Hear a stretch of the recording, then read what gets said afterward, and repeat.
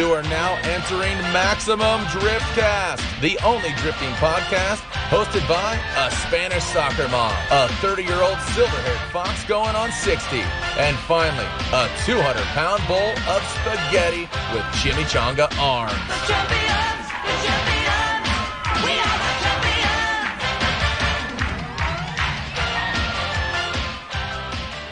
And it's that time. It is that time again.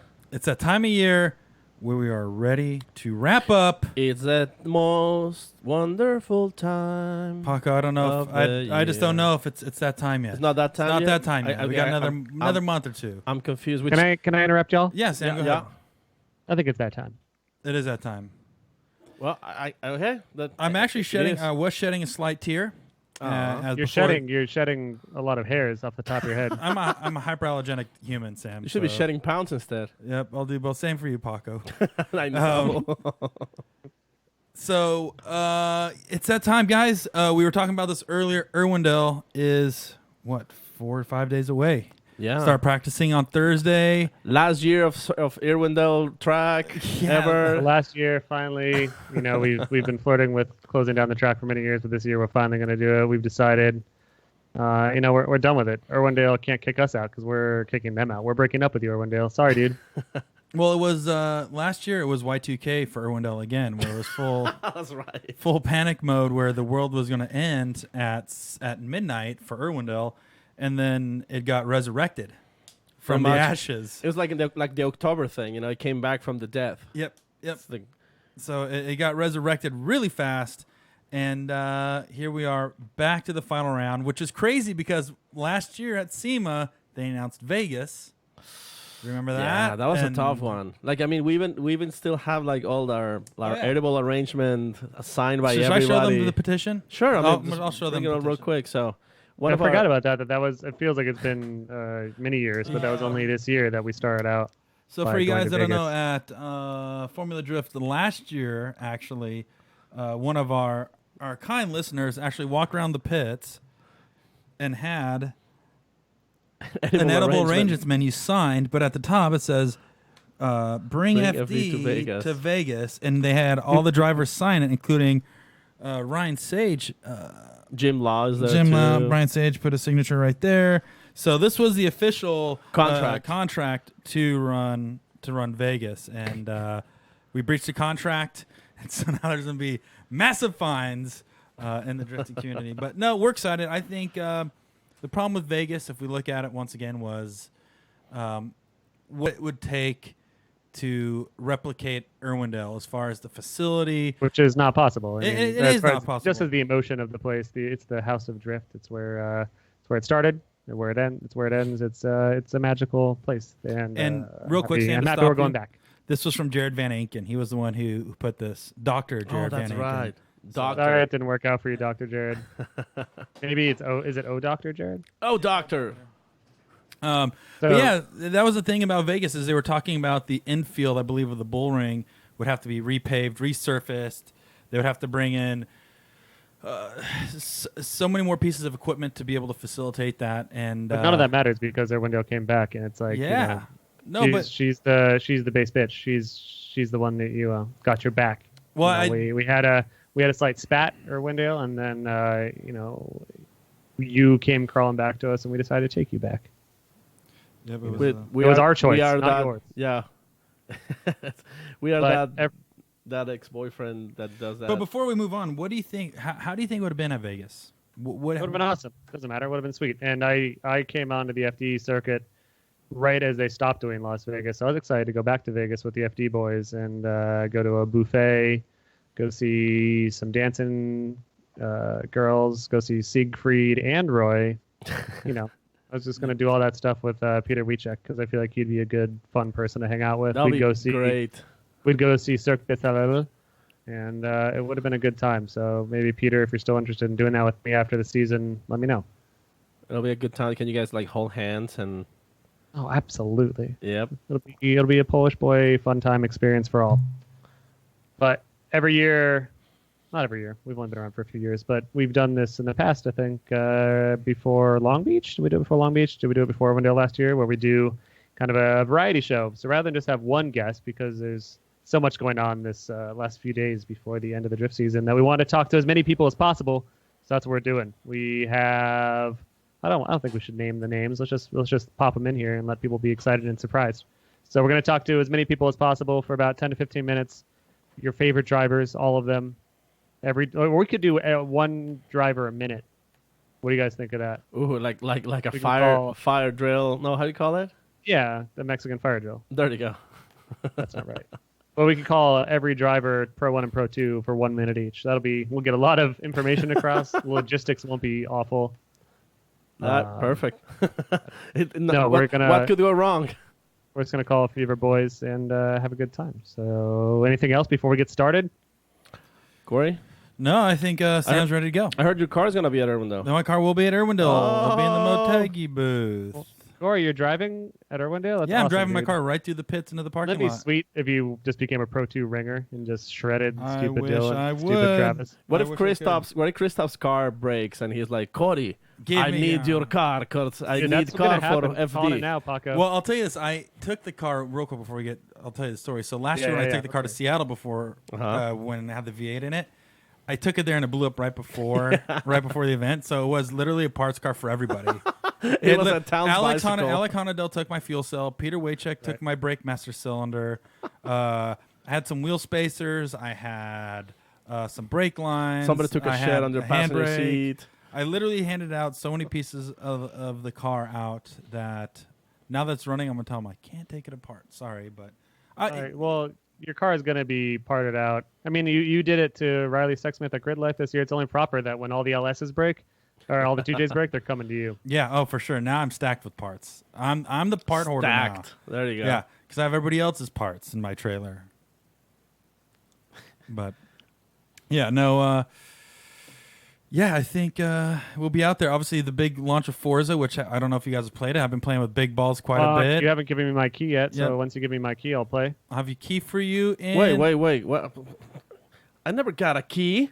Well, you already had Paco, it. you don't know Yeah, how to- I you paid don't know how full to- price for it. system. But we were doing tandem sessions with Do you give Honadell. keys just for like poor people? We're like doing- Sam?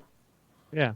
Okay. We were doing tandem sessions with Honadell, Big Balls, Nick Ryan Swan, Literal. Ryan Literal, Andy Haitley. Andy Haitley. Nick Swan, Ryan Literal, Alec Honadell was Yep, there. yep. So we had like a Yeah, it was solid quite- like Corey 7-8 Hosford. person squad. I'm terrible at the game. I love the game to death, but we had that competition going. I And, only like, scored Literal, like yeah. 30,000, which ranks me in like 1500th place. Yeah. And Balls still got. wanna- Brian's third. Are you third right now? Or where are you at right now? In the hardcore bracket, which was like no auto trans, Right. none of the extra stuff, Yeah. just tune the car and go. I'm in third right now.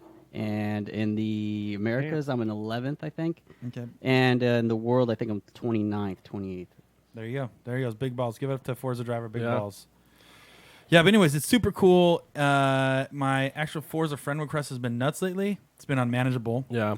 Can we? And it's probably not time yet. We'll do it. We'll do an official contest announcement. But I mentioned this months ago that we need to do a contest in Forza Horizon 4 to see who can Yeah. crash your car in the most Yes. fantastic way. Yeah. And they'll get a good like AAM intakes goodie or something. But I just want someone to crash your car in the most ridiculous way possible because I played that game a little bit when we were at turn 10, and there's some really ridiculous crap you can do. So I want to see that. So just start thinking, kids. Don't make the videos yet. But I do want to at least begin the brainstorming process of how we can really wreck. Well, cars we fun already game. have the club, the Xbox Live Club is the Maximum Driftcast Hot Dog Sliders Club. So go Hot in Dog there. Sliders. That's the name of the clan. That's Yep. the name of the clan. So get in there, join us. It's for both Motorsport 7 and I can't wait till I get Horizon. this key, and I'm on our first raid. I'm going to go Leroy Jenkins on your asses. Do it. Bring it on. Bring Yeah. it on. Yeah, no, that's been super awesome, and we try to add everybody. So if you're on, you can add myself, Pac, or Big Balls, and we'll probably post our Xbox tags on Instagram. So stay tuned to that. But anyways, It's on real quick. It's on PC, right? it's on PC. Yes. You can play both PC and Yep. Xbox together. Because I don't have Xbox yet. So, Yep. dude, got a PC though. Good for you, Sam. That's awesome. Probably a bunch of videos. Want to hear my on it. specs? Yeah, it's probably. Do you have a new 2080 Ti graphics card or no? nothing. Nope. It's Then a I don't care. 486, I don't care, Sam. 16 megs of RAM. 24 All right, let's call our first gigabytes. guest before we go in too far into our PC dorkinage. Dorkinage? That's a term. Yeah. First Dorkin. guest. First West. Get him. How many gigabits Or do you her. have? He's Sam? also on Forza Motorsport. I say Morsa. While we're calling him up, let me give you some specs. I got a GeForce GTX 1080 Ti. I got Okay. 32 gigs of RAM. Okay. I've got a 4.7 gigahertz processors. Good. Okay? Good. Oh, Oh boy. There's a lot of white. hello. Hi, what up? What? Hey. Hey, who's this beautiful voice? Oh, Oh. God, spooky guy. Oh my God, It's Halloween. Jason. It's Jason Voorhees. Yeah, alright. That's creepy. It works. Isn't it illegal to Skype and drive? No, not Alright, at cool. all. Can you Your guys pet- still see me? Yeah, we see you. You went away for a second. I can't see myself, so I don't know what's going on. You look beautiful. You look like a beautiful ghost. There you go. Ah, There's your face. It says you're taking Yeah. a bunch of screenshots of me. Is that intentional? Yeah. Yeah, No, I don't know what I'm doing with this Skype. What are you gonna do with those screenshots later? This is a dude? Come Skype, on. not Snapchat, dude. I wish I could even see what was going on the other end, but since I'm not very good at Skype, I have no idea. That's so- fine. You just pay attention to the road, buddy. If you didn't guess already by now, our first guest of the Smashcast, Maxim Driftcast, FD IRW pre-show, we got Matt Fields. Matrick Fielder. What up? What's up, my dude? You know, just driving my Z06 home. Oh, man. That's why you wanted to get into the car. Corvette What's up with people. that car? Show us- What are you doing? Show us the jean shorts. The jean shorts. It's too dark. You can't see the Ah, jean shorts and the damn white it. sneaks. Yeah.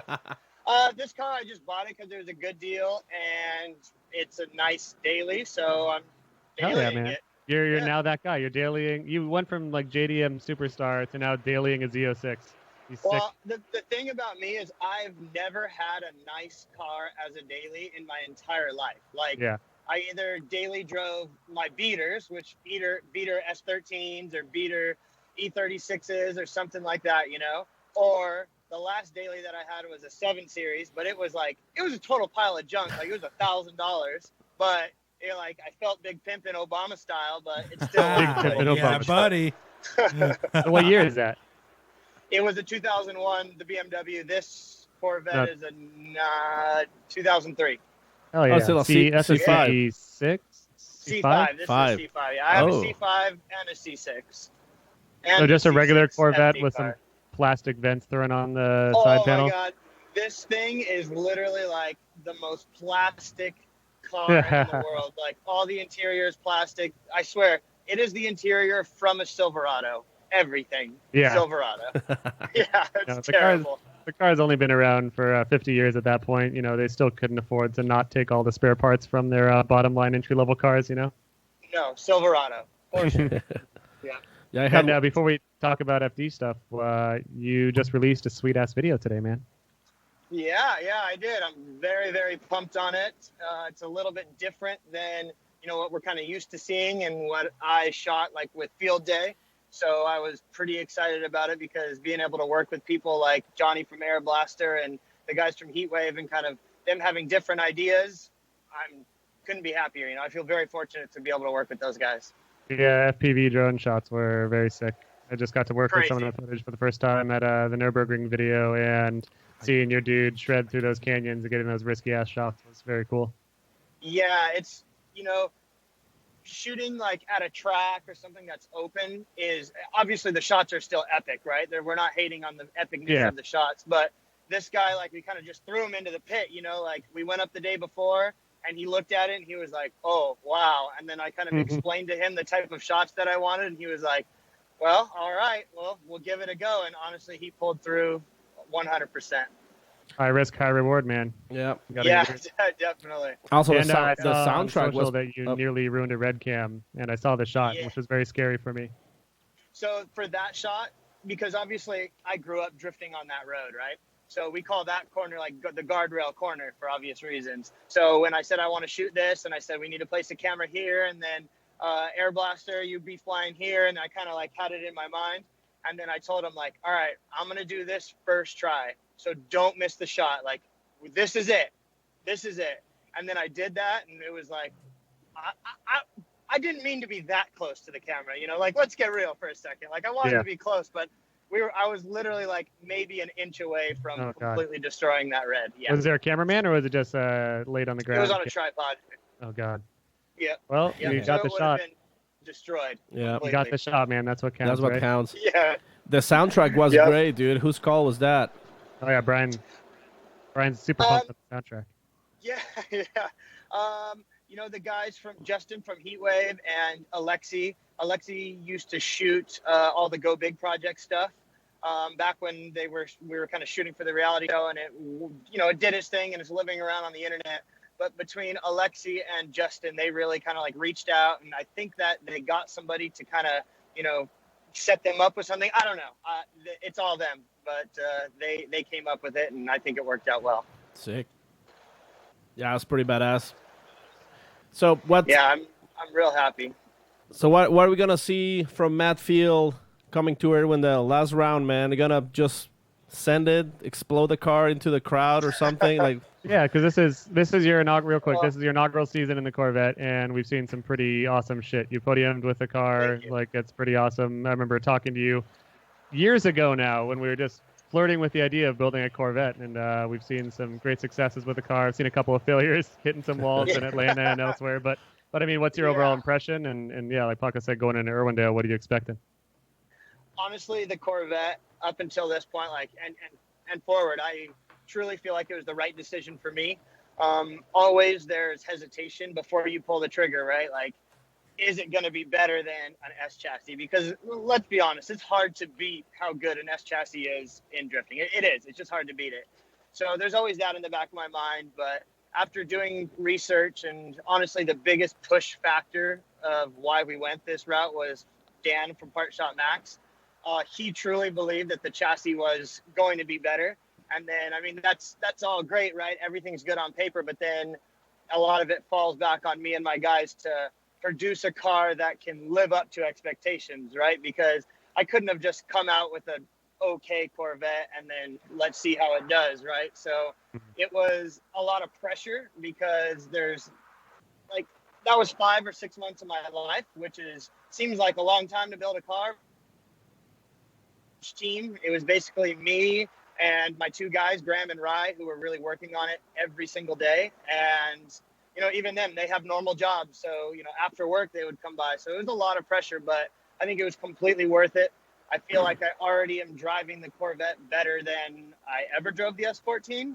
Yeah, I can see that. And I know, like, the S14, like, I got some wins, but if I look on how I won, maybe I'm not so happy with my driving. Like, I critique myself, that could have been better. That was a little wobbly. And but as soon as I got that thing, like, moving, hard to drive, and then it kind of showed, right? Like, I wasn't the smoothest, but the Corvette, it will be fast, but it's also smooth and snappy and predictable. So coming into Irwindale, which to me is one of my favorite tracks, and I kind of feel like Irwindale, like a million people talk about it for forever and ever and ever ago, but like that time with Daigo, right? You can't talk about Irwindale and me without talking about my time with Daigo, right? Yeah, I get it, but it's true, right? Like, that's what made my balls drop. That's what made me a man. And ever since then, Irwindale has had a special place in my heart. Last year was super disappointing after, 2016 winning. Then 2017, I think we went 2-1 more times with JTP. And those were, epic battles, but we ended up losing, got knocked out in top 16, I believe. So this year, I really feel like the car is there. We have some momentum. We're doing good, but we have to remember it's professional drifting and anything can happen. And and it's Irwindale. Yeah. Everyone drives like a crazy maniac at Irwindale, you included. That's the thing. My car has to go to SEMA. The Corvette's going to SEMA. It's going in the Borla booth at SEMA.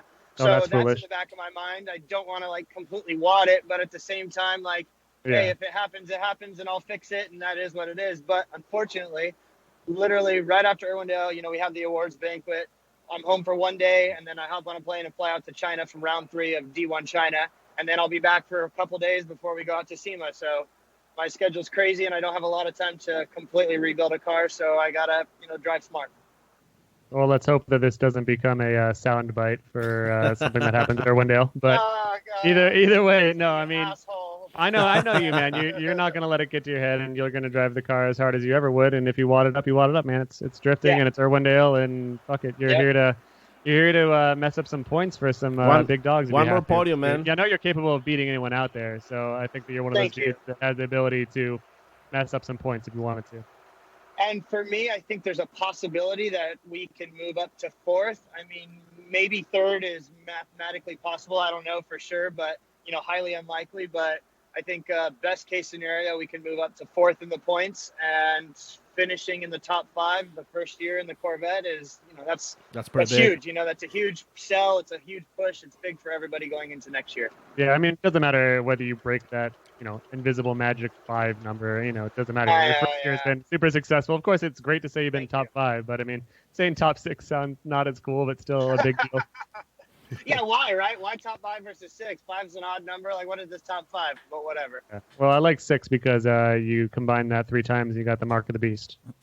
And also, your number, you're 777, so 666 should be kind of exciting for you, Yeah, acceptable.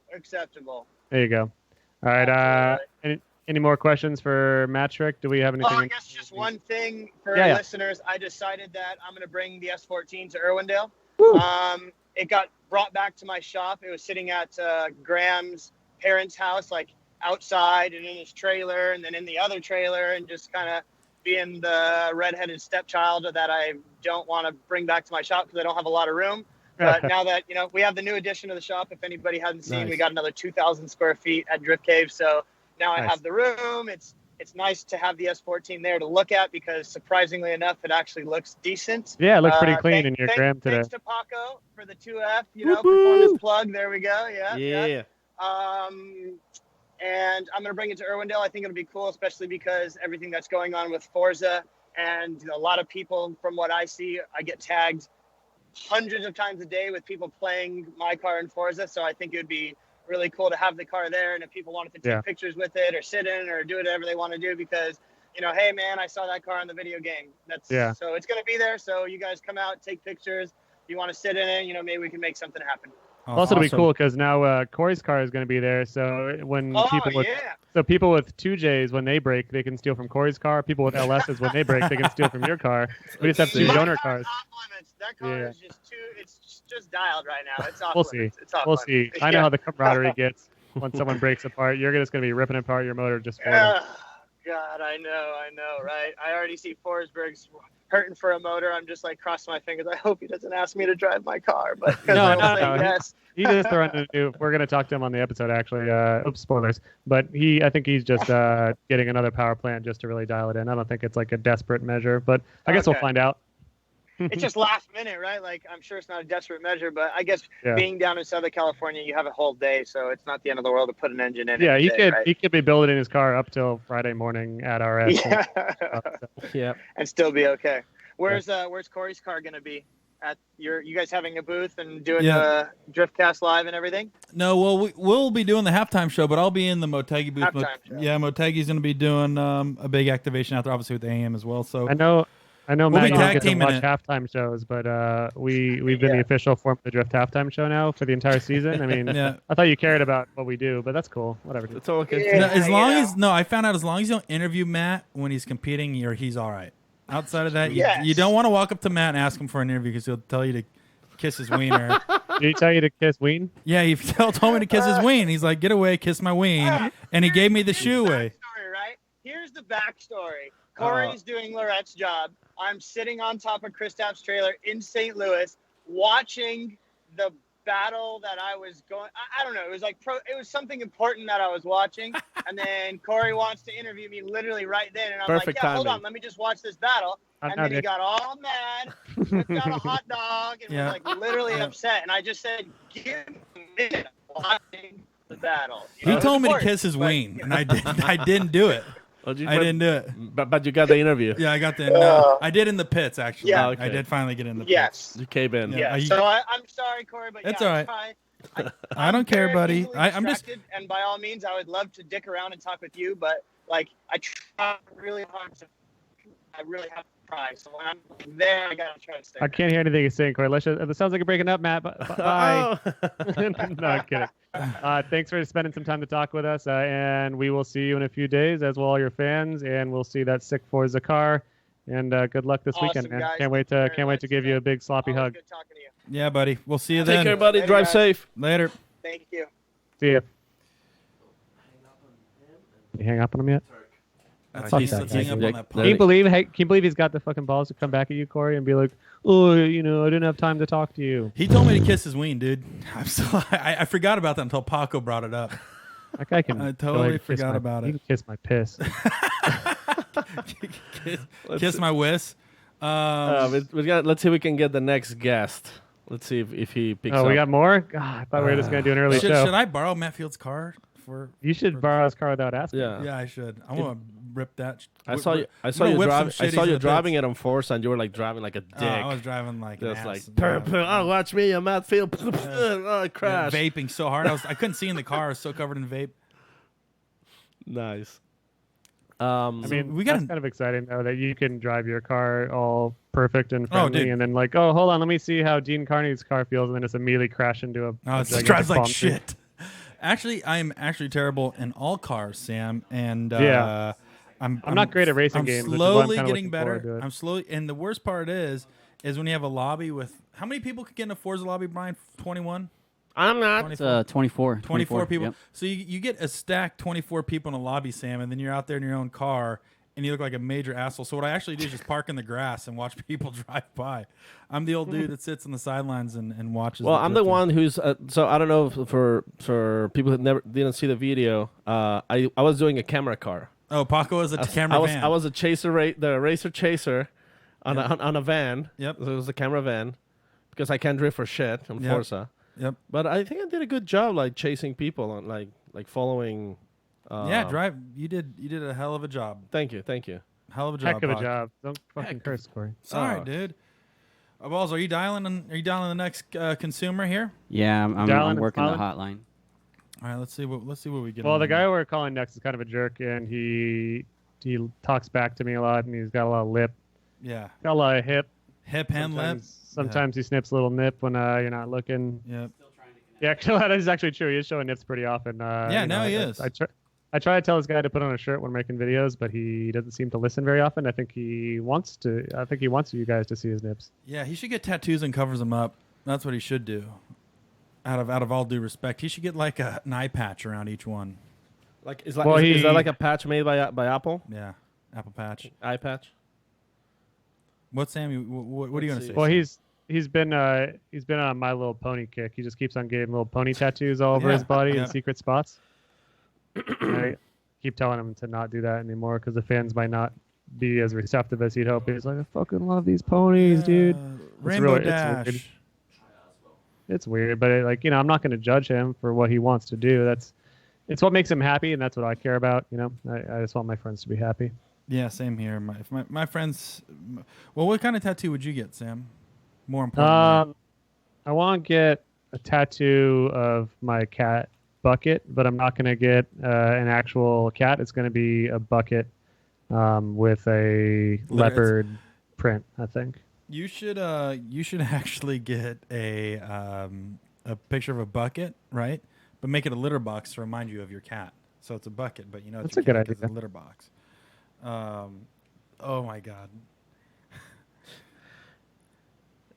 I'm sorry, I'm talking to our guests. You guys talk for a second, figuring it out. Oh, Sam, you're hacking the mainframe. Well, Jensen Argyle just sent me a picture. Yeah, what's he want? He's just checking in on us, make sure we're doing good. He wants to come back on the show. I'm debating on showing this picture or not of Jensen because Jensen's been weightlifting a lot lately, and so he's getting to. Is he really? Well, he's getting ready to return back to Formula Drift, hopefully, and he's getting in shape. He's almost there. I'm gonna show Paco this picture, but I won't show the internet yet. But here, Paco, Is it the one that I photoshopped from years ago? Oh my God, his body's ready. His body's a wonderland, isn't it? Yep. Paco, remember when I said that we shouldn't use Paco. Skype because it's gonna not work? No, it works. No, it doesn't seem to be working right now, Paco. Paco. Well, because of the people who's we're calling, they're not ready. What? How No, is that possible? He is ready. He is there. Your stupid program that you insisted on using is not working, Paco. We just need to call them or something. Oh, so it sounds like we're trying to call Ryan Turtleneck. Yeah. Is he? Well, you guys don't get to see the beautiful behind the scenes that occurs nearly every show that we start up, where we have to battle with Skype for 30 minutes before we can actually get everyone on the line. So we're working on that right now. All right, here we go. Let's We're trying an alternate contact. I just believe that we just got he gave us the wrong contact because I hope Ryan does not see his trophy. For one, Oh God, I didn't even think there about he goes. that. So he won't even notice it. there it is. Oh, Can you guys see me? I can hear you. Who's this? This is Ryan Tuerck, dude. Oh, what? All right. Like it looks like Sam is gone for a second, but we're gonna bring him in back so we can have you both at the same time. Like, dude, we hang up on Sam to get you in. How about that? there you go. That's fine. All right, how do I mean, I can't see you guys. Am I supposed to see you or something? In a second. As soon as we get Sam in, you're gonna be able to see us. Oh, okay, copy that. Let me shut my door. All right, no problem. Cordy, doesn't this feel nice without Sam? Man, it's actually really quiet. It's really, It's super quiet. Dude, is Sam usually that wound up at work or what? You see Sam pretty much every day. Yeah, he's usually pretty chill. I think he's like an Cool, internal you called me madness back stuff. now. Oh, there Oh he is. shit, here he is. Hey Sam, welcome to the show. We're here with Ryan Tuerck and Paco. Sam, No, I welcome wanted to to talk Maximum to Ryan Driftcast. Tuerck, Welcome to not Maximum Justin Tuerck. Driftcast, Sam. You're the guest. Tuerck replaced you. Dude, this guy looks just like his brother. He's got a shaved head now. How do for we those know that it's can't him? see. I don't know, because like there always was like the Tuerck haircut, the Ryan Tuerck haircut that you Yep. could distinguish from his brothers, and now we have no fucking clue who this guy is. No, I have no idea. Okay, what He's been getting all strong too. He's working out, flipping over tractor tires, CrossFit style.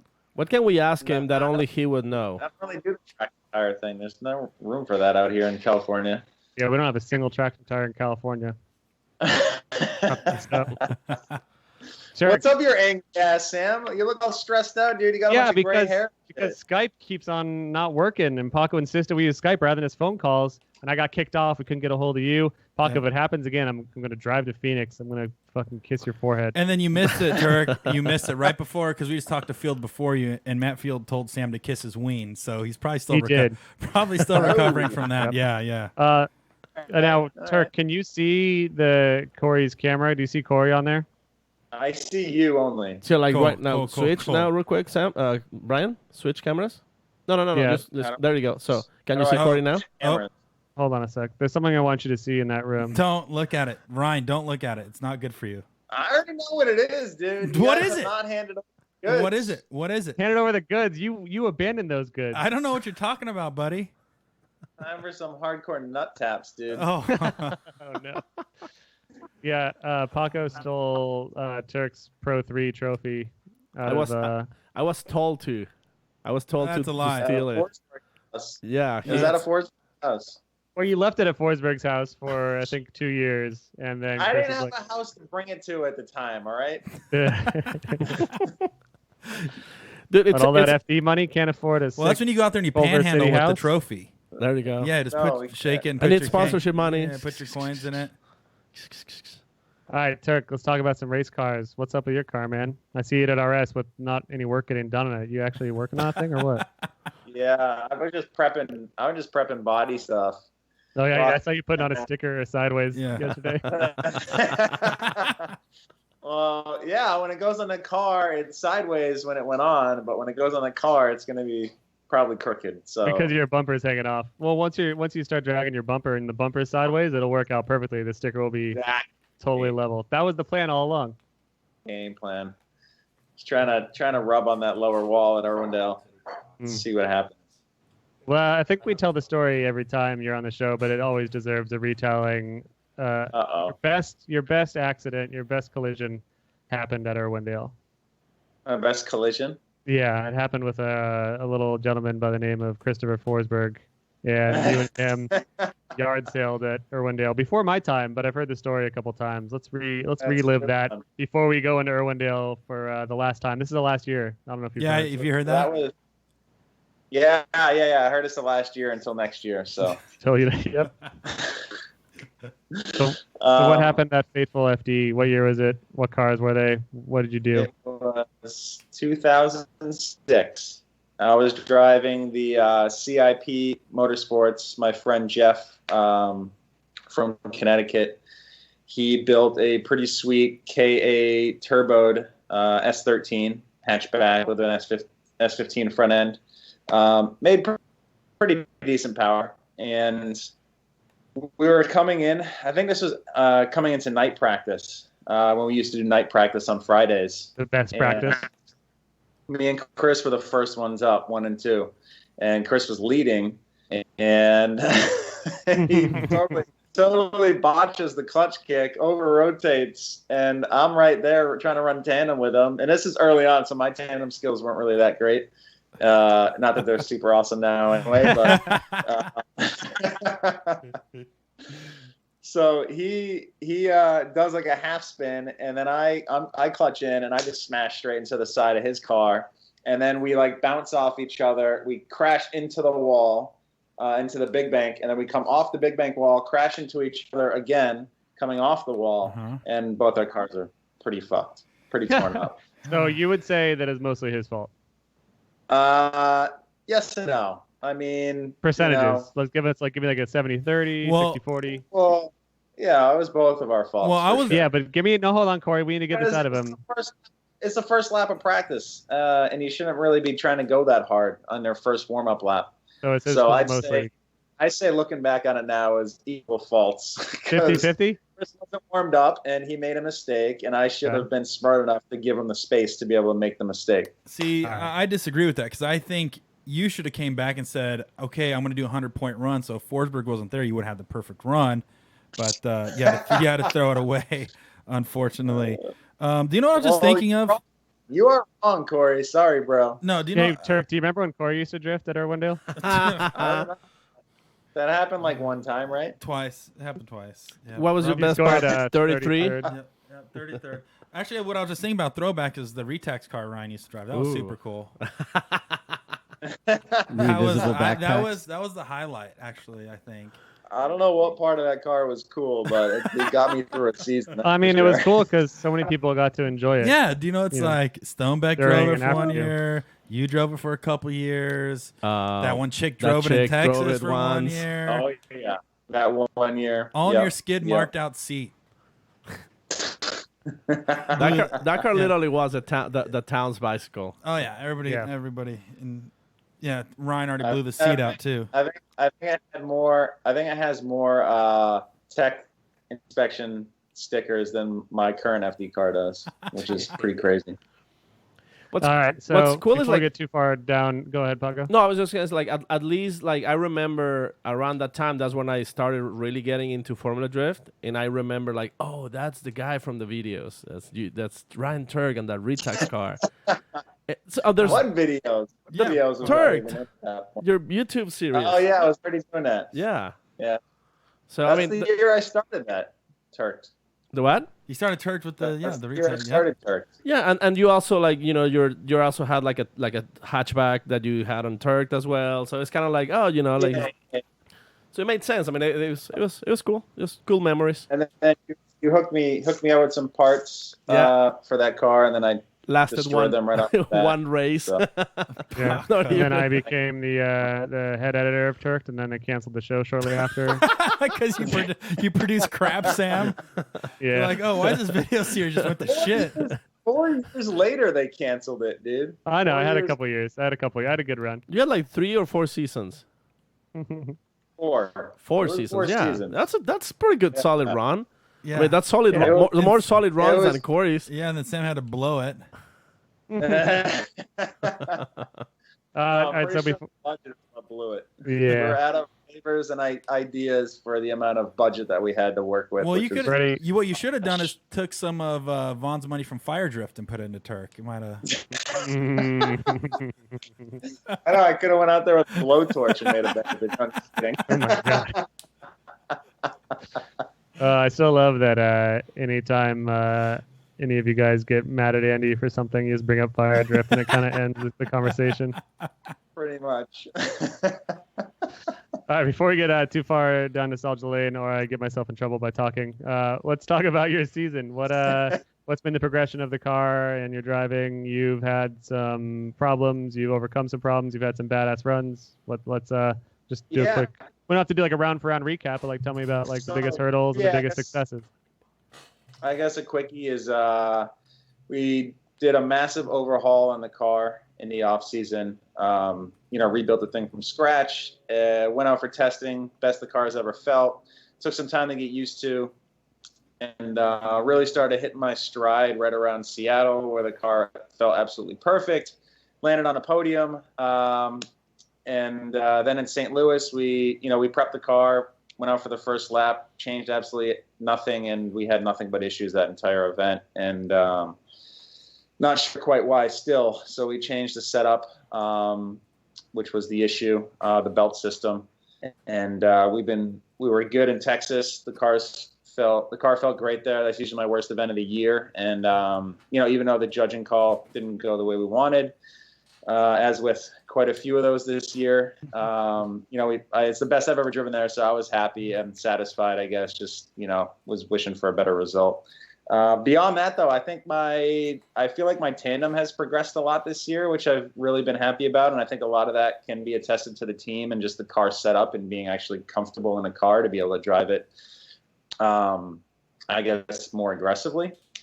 Yeah. So I'm pumped on all those little things, and hoping that we can finish the year off strong here. Well, looking at the standings, like you and Chris as well, it's like I feel like you guys haven't had the best of years. Like I feel like obviously you spend a lot of time with the guys at the office and work, but I always feel like you guys are bummed one way or the other at your events. You guys are in 4th and 7th place, which is like the highest I think that you guys have come in together in a while.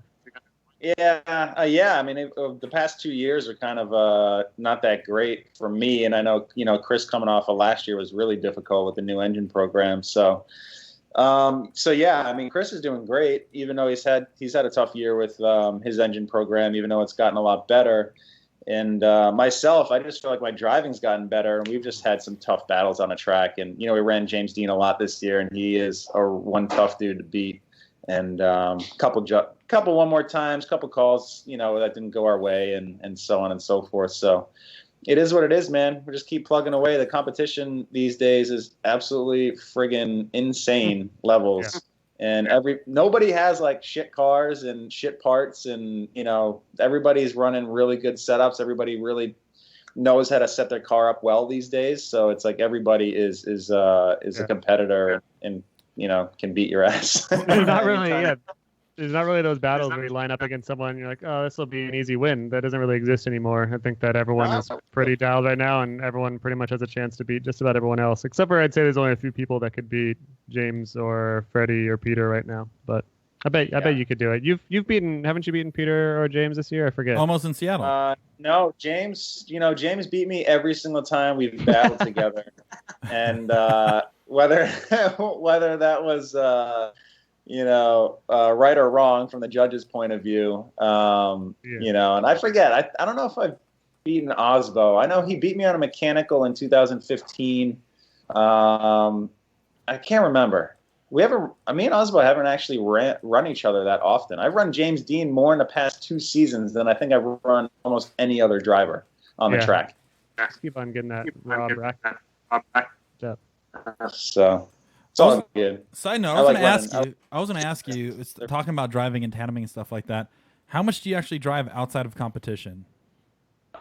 This year hasn't been a lot, just with a lot of changes and stuff. I haven't really hit a lot of local events like I do on the East Coast, where we usually always go to Englishtown, right, Raceway Park for Club Blue stuff. And then there's local events in New Hampshire and in Connecticut with Lock City and all those places. So the Northeast has a really good area to just hit local stuff. And out this year has just been kind of getting acquainted with being on the West Coast more often and having some of my cars out here, and just haven't had the opportunity to do a ton of driving outside of competition. And besides grid life, and grid life is obviously phenomenal. Yeah, I'd say that's from what I know off the top of my head, that's pretty much the only driving you've done, right? With the big move to LA and other stuff, you've not had a lot of opportunity to drive off track, unlike the James Deanes and the other dudes out there that seem to be driving every damn They're day. running events like every single weekend. So Yeah. yeah, it's definitely tough to I guess compete with that. You know, it's nice to be able to drive every weekend, especially at a high level that they all drive at. You know, they're all, you know, the Drift Masters series, the IDC Championship are all high level professional championships. So it's cool. Keeps your skills pretty sharp. And so I'm just sitting back here getting rusted over like an old man. Well, here's what we're going to do. You're going to sell your shitty trailer that's in the back of RS. You're going to get a 2-car trailer. I had that today, actually. You're going to get a 2-car trailer. You're going to tow my car up to Willow. You can tow your car. I'll teach you how to tandem drive. Sam, hold on. What was that? Sam, it was, God, what was that series that Sam shot with Tuerck and Forsberg working on the car? Garage Tour? No. Yeah, it was what was that called? Drift Garage. Drift Garage. How do you feel, Tuerck, that you spent all your hard time and you probably worked on Sam's car more than you've worked in your car in the past 2 years? How does it feel to watch Sam's car be a paperweight? I worked more on Sam's car than he's even shot my car, and that's his profession. The best part is, he even said it too when we were filming last season of Drift Garage. He's like, I've worked on your car more than I've worked on any drift car in the past 5 years. Because Tuerck hates working on cars, and for 1 week straight, it was 15 hours a day working on my shitty S14. Oh, it's so awesome. Yeah. And it's still a piece of shit, huh, Sam? It's not running 7 yet. days straight. Well, out of respect, I haven't sold it. Freaking SR in a thing, for Christ's sakes, dude. There was so much wrong with that thing. You gave us such a turd, and it came back pretty awesome, and then you don't even drive it. It's sitting somewhere dust for over a year. You know the reason behind that, but it's gonna. You know the reason, man. You know you see what I do, but it'll get undusted at some point here. You see what I do, man? There's no payback in this whole thing. Hey, say that again. Hold on, you broke up. What?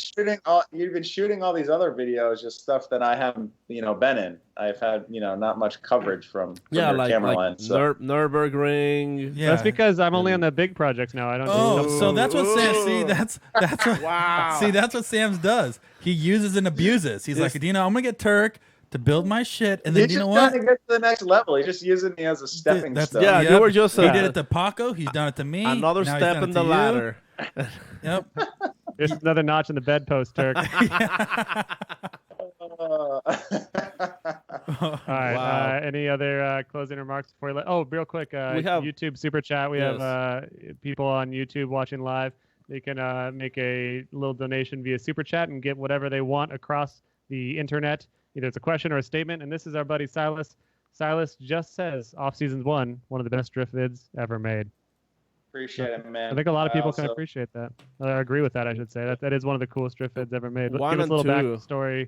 Give us a little backstory on off season one. What is that, and how'd that go down? Yeah, so that was back home in New Hampshire at this abandoned college campus, or what was going to be a college campus, where they built all of the roads, the parking lots, and the light poles and stuff, and then just never built any buildings. So they never even started breaking ground to pour concrete for foundations and all that. But it's just this cool ass road that was about a mile into the woods next to the highway. And I did some work for the town. So we had this massive key ring of master lock keys. And there was obviously a gate gated off at the bottom of this this area. So I went up there one night. I saw it. I found out about it from just some local friends, and went up there and brought the key ring with me. Ended up being able to find a key that unlocked the lock up there, so I knew I could get in. So then I planned it with Andy Laputka to go up there and film. And we went up there. This is all totally illegal, unfortunately, but yes. It was really early on, and I showed Andy the Google Maps of it, and he's like, "That's going to be sick." So he rolled up, and we got in there at 3 a.m. or something. We waited for daybreak, playing the whole video out in the meantime. We scouted the location for an hour. Andy planned a shot list, and then we shot from I think 8 a.m. to 11 a.m. So it was a really short period of time to do it. And by the end, we had the National Guard flying their helicopter over us And I was getting so sketched out. We still had 2 or 3 shots to do. I was screaming and yelling at Andy to hurry up and get it done. And they left. And I was like, all right, cool, we're good. And then we set up for the last shot, and they come back, and then they're just sitting there circling around us. So I was freaked out. And the car was still registered on the street, so we did the shot, and then I just took off the hell out of there and got back to my house and threw the car in the garage. So I was definitely nervous as hell. Like and it worked out. I've even gotten to do that with you a couple times. Of drive as quickly as you can, throw the car in the garage, and hope for the best. That's true. With a car. Ferrari car at RS, and we almost had to during the Ferrari street car shoot in Hampshire there, but the cops were cool. He knew the car. Well, I forget what that was. The cop knew you or knew the car. I forget. He knew. Yeah, he knew of me through a small town, so he knew of me through some friends, and then he obviously knew the car, so he was pretty stoked on it, and he was a good dude. So, and I have proper paperwork for that day, thankfully. So just check that. Ferrari street car for sure, 100%. For sure, for the first 10 days of your registration. Oh yeah, man! Thank you for taking the time. Before you go, a super quick super chat question from Homer. Sorry, what car would you drive in Initial D? In an Initial D? Yeah. Shit, probably the Corolla. Damn. After got the I think that's the only car that Tuerck knows from Initial D. He's seen the cover. Oh, there's a Skyline. There's I don't know. There's a bunch of stuff. I watched that back in like 2003. So like, give me a break. Yeah. Listen, nerd. It's not a Corolla. It's called a Terrano. Jesus. All right. I guess I'll see you tomorrow. Yeah, no. I'll see you at the coffee spot. Yeah, you going to coffee tomorrow morning? Yeah, I'll be there at some point. All right, I'll see you at some point. All right. If I get there late and they're about to close up, you have to promise me that you're gonna get me an iced latte. Iced latte with almond milk. Almond milk, and put it off to the side for me. All right, you got it, pal. Drink. You got Don't it. drink Just it, for Sam. you. You owe me, bro. You haven't shot me for shit this year, so. Yeah, it's messed up, Sam. Don't I worry. put you on, man. I put you on. Look where you are now. Looks like Tuerck's breaking up. Sorry. Gray The internet. hair on a... Dude, me and Tuerck, we should team up. Me and Tuerck are going to team up and go after Sam. All right, that's fine. Count me in. You both down. 3 versus 1. See, I had Sam when Sam was an infant, and Sam had very little body hair when I first met him. Now he's a little swoly-poly. And Swoly-poly? Yeah, you're a little swoly-poly. Gray hair cover his head. And now your head barely fits in those headphones. I don't even get it. Well, it's because I'm actually editing in the background here. Who are you editing now, Sam? You little punk? Background. Not I'm editing a Tuerck. bunch of badass things that I can't talk about right now, but you'll see it very soon. Next week, there's going to be a big premiere at RS, but can't talk about it. Don't ask. All right. Nah, man. I didn't think so. You see what I'm talking about, guys? Well, I think I'll be with you, Tuerck, on this one. I think Sam's videos went to shit since we haven't been in any of his videos. So I 100% agree, dude. I totally went to shit. That viewership has gone down, and Sam's really feeling it. So he's going to turn around one of these days and realize what we did for him, Corey. I get it. Now I'm with you, man. Hopefully Sam can rebirth themselves into the drift idiot again, because now he's just a drift asshole.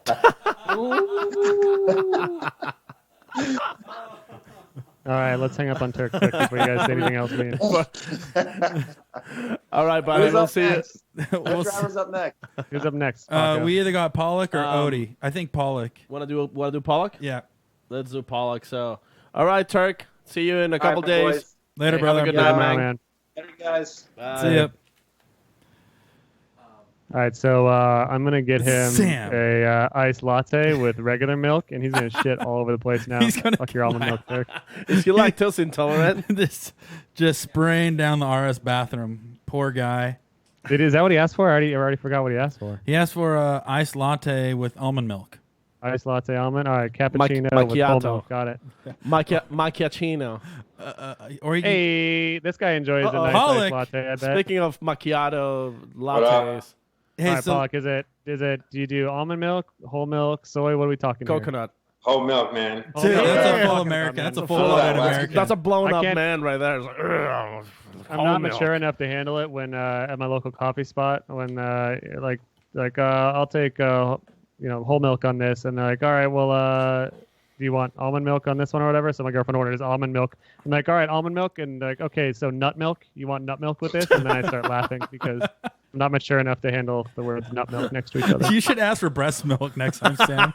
Yeah, could I get breast milk? A latte with breast milk, please. That's natural, right? I also like calling milk cow juice. Cow if you juice. get a Yeah. chance. Well, it is the same thing. It literally is.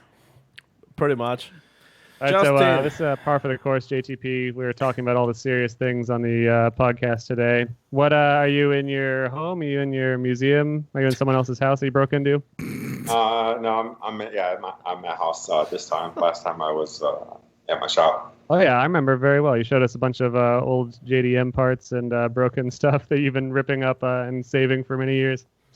Tons of broken stuff. Yep. But side note, hold on. Side note to all that, didn't you just recently purchase another FC? And FC Daddy's coming back? This is true. FC Daddy's coming back, and it's white, right?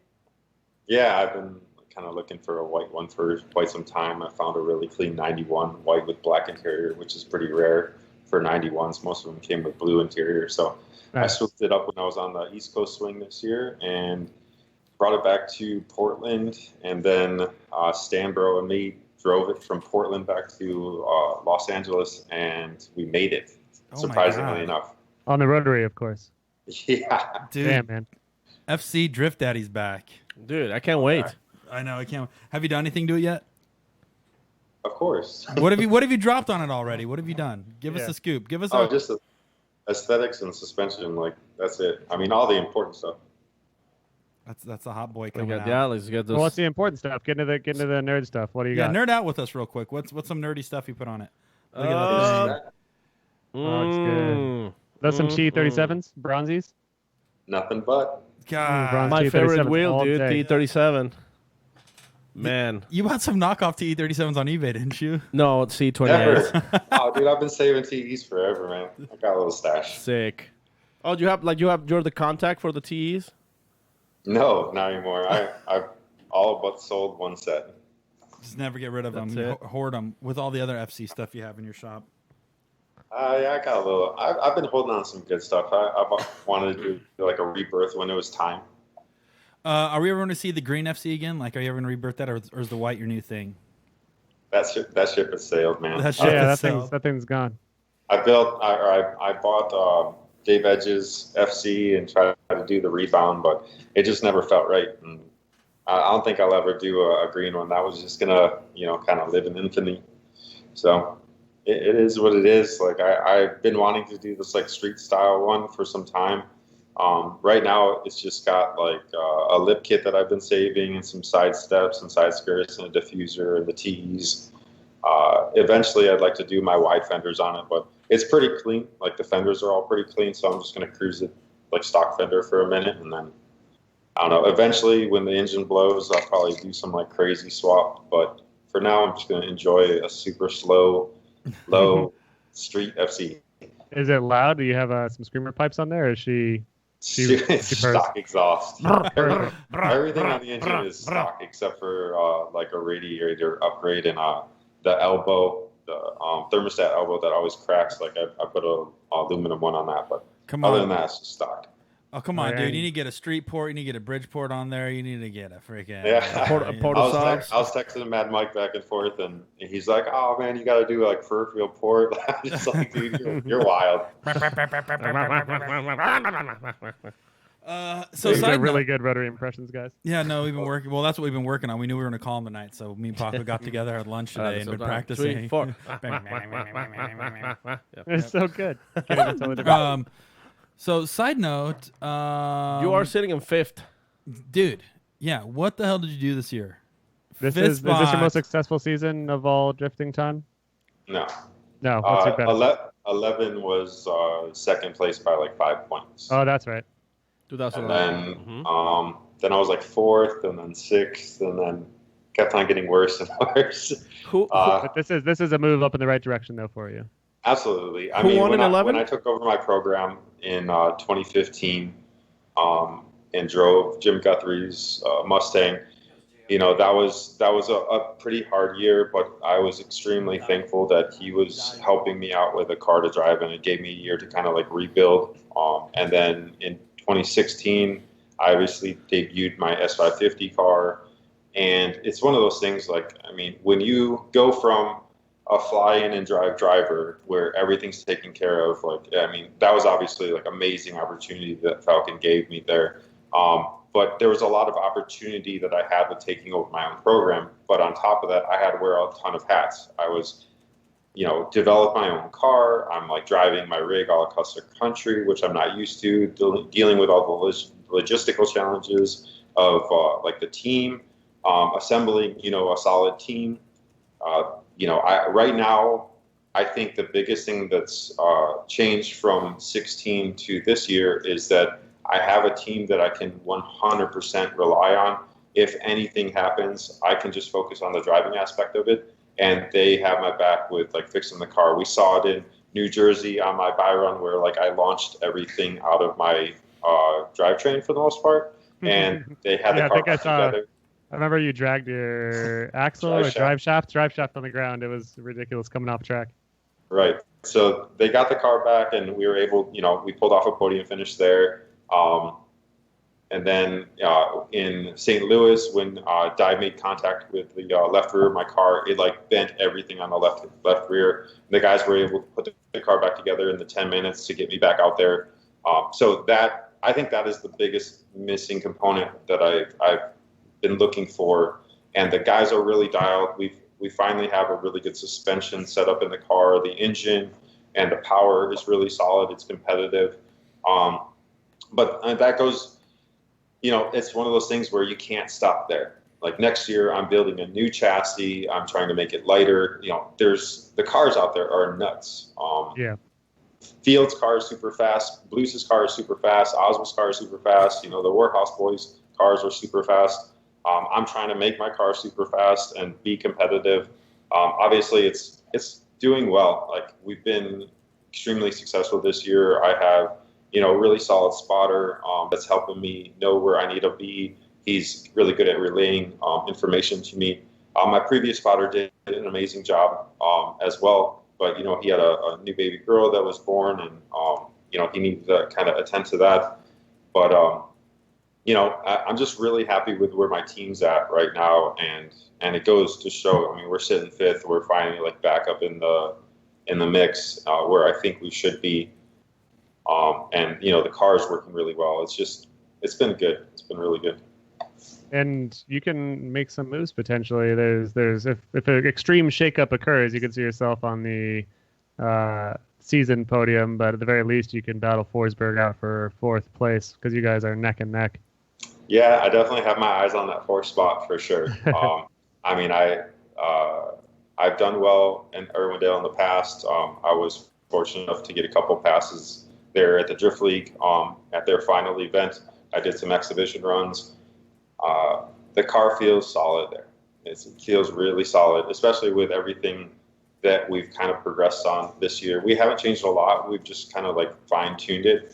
And I'm definitely excited to run and make a push for that fourth place position. And what was biggest success of the season, biggest failure of the season? Biggest success would be the third place at New Jersey. That was our highest finish. It was a great battle with Matt Field. Learned a lot at that event, especially coming back from, blowing up our entire drivetrain to getting the car back together and putting it on the podium. Had some great tandem battles there. Biggest failure? I don't really know. I couldn't really say that we've had any major failures. I've, maybe not pushed as hard. Well, I don't know. I feel like my driving's been pretty solid. It's one of those things. It's hard to go from, I think we were 13th or 14th last year, and we're pushing to 5th. So I think everything is in the right direction. It's really hard to go from that far back to going for a championship. I think we're in the right direction. We're making solid moves.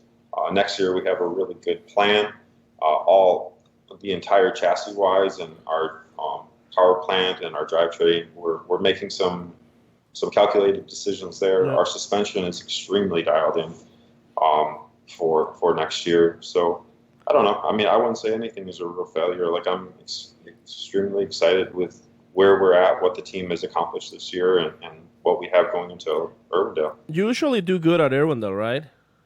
Yeah, I mean, I had quite a few podiums there. Because you're still like you could still finish third, possibly second if you had a third. It'd have to be a big shakeup. Yeah, to get third in is place. like. But at least you could still finish third. It will be pretty good.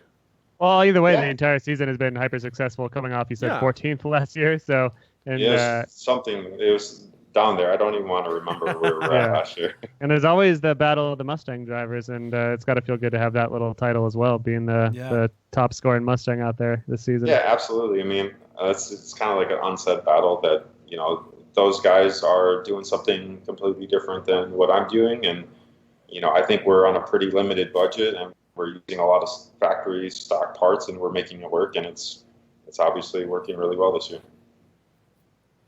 Paco, real quick, check your Facebook messages. I just messaged you about the next guest. But before that, Corey, what you got? I thought I heard you say something. No, I was basically going to say, because you were trying to finish the new car for this year, weren't you? Were you going to try to squeeze that in? I had thought about it, but with how things started off at the beginning of the year, it didn't really make sense to make a big push. And then obviously when the season starts, it's impossible to get work done, especially with, you know, when I'm driving my own, I'm gone. Like, I'm just not even at the shop. We've made some pretty solid progress on the car since I've been back. I'm definitely making a huge push on it after Irwindale. But yeah, I mean, it's coming along well. I don't want to rush it because I want it to be perfect for next year. There's a lot of things that I'm trying to basically figure out. I want to take as much weight out of it legally. So there's things that I'm working on with Kevin to basically like get there. There's some new things that I'm kind of, I don't know. There's a lot of stuff I'm working on and getting approved by Kevin. And there's probably going to be some other rules that are implemented that are going to shake things up, I guess, possibly. Oh, so, what do you know? What do you know? Tell us your secrets. I'm just saying there's probably some rules, so I got to be ready for that. Yeah. So I don't know. I mean, yeah, it's just it's one of those things. There was no major push. The car was finally working really well, and it's one of those things. If it's not broken, why like try to fix it? You saw, you know, there's so many people that have had mechanical failure or engine failure or this and that and the other failure, and we haven't been caught up in that. So it's good. You see all the other people that are dealing with that, and they're struggling, trying to get the car on track, and it's a good feeling not to be there. That's awesome. Nice. Well, before we let you go, what should we expect out of you at Irwindale? Just some solid, entertaining runs. Some hard shifting, upshifting into fourth on clutch kick entries, big smoky bank, hopefully they'll allow us to do big angle through the transition. That's always one of those things where, you know, sometimes the judges don't want to see that because they say it's like slowing. I'm going to try to like throw as much angle without slowing, you know, because I don't want to be caught up and, you know, get hit and then it being my fault because I'm trying to like put on like a dope show for the fans. But I don't know. I'm going to be running it hard. Like, I'm guaranteed to have some scrapes on the bumper, and, you know, hopefully I'll be holding some metal in my hand or some carbon in my hand at the end of the event. I feel like I remember hearing some conversations back when they used to let us into drivers' meetings about you would be like, hey, I'm going to throw down a gnarly initiation and a gnarly transition. Maybe like, don't do it, Justin. Like, but I'm going to do it. I don't know. It's just one of those things like it's kind of hit and miss. You know, I'm glad that I feel like this entire year, and I feel like it is possibly spurred from like James and Peter coming in and showing that, hey, you can drive with a lot of angle and a lot of style and still be like on point. And I feel like that's kind of like changed the direction of the judging this last 2 years, because obviously those dudes kill it. I mean, they're super fun to watch. not to mention like hanging out with. Like they have such a good like attitude in drifting. It's just like happy-go-lucky constantly. Obviously, they're completely living the dream, drifting all over the world. Right. But it just, I feel like the judges are looking for the more style instead of like the more robotic. Obviously, the robotic runs, like Aasbo, they're hard not to judge well because he hits all the points, hits all the zones. And Aasbo's been getting more exciting, I believe. And then also, like you say, the more maybe called robotic, but they heavily penalized Kristaps at St. Louis for us doing that balls out high speed turn up to 11 run where he just completely, blew out his competitor. I forget who he was driving up against, but those were the runs that Daigo was doing and whatever year Daigo set up with the 2J SC. And it's like, that's what they used to reward. And it's good to see that as much as I love Kristaps' run, it's like, we can't have it just be that drag race through the entire track to see who can pull away. Well, side note to that, Sam, too, is speed used to be judged back in the day. So speed was a big piece of that criteria. Now that that's gone, I think that may allow more freedom for style because speed is not being weighed on by a few points. Definitely. And I also think like the whole brake light thing has kind of gotten away from the focusing on left foot braking. So that's kind of gone away. I know some people are still utilizing where they can, but at least it's not so apparent, so it's not confusing for the fans. Right.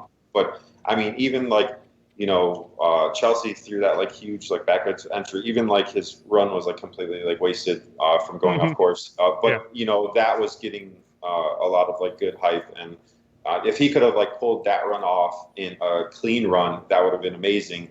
Right. But I feel like the movement is to like more stylish driving, and that's what I'm all about for this series. Because you look at, I've been watching a lot of IDC and the Drift Masters, and those dudes throw down. I mean, like Mitch Larner, James and Peter, obviously the Jack and what's the Connor Shanahan, like. Man, there's a lot of like serious drivers over there, and it's super entertaining to watch because they're all like big angle, door to door. I don't know what the speed is relative, but I mean, Forrest obviously did really well over there, but there's a lot of like driving style like that, which is dope. Like I want to see that back into our sport because it was getting so race car for so long, and I mean, I was a part of it. Like I was driving for ASD, and that's how they wanted me to drive with the big motor and everything. But man, it was like not me. It was not my driving style, and my driving style was like how I drove my FC like back in the day. And I feel like I'm getting back to that finally, and it feels good.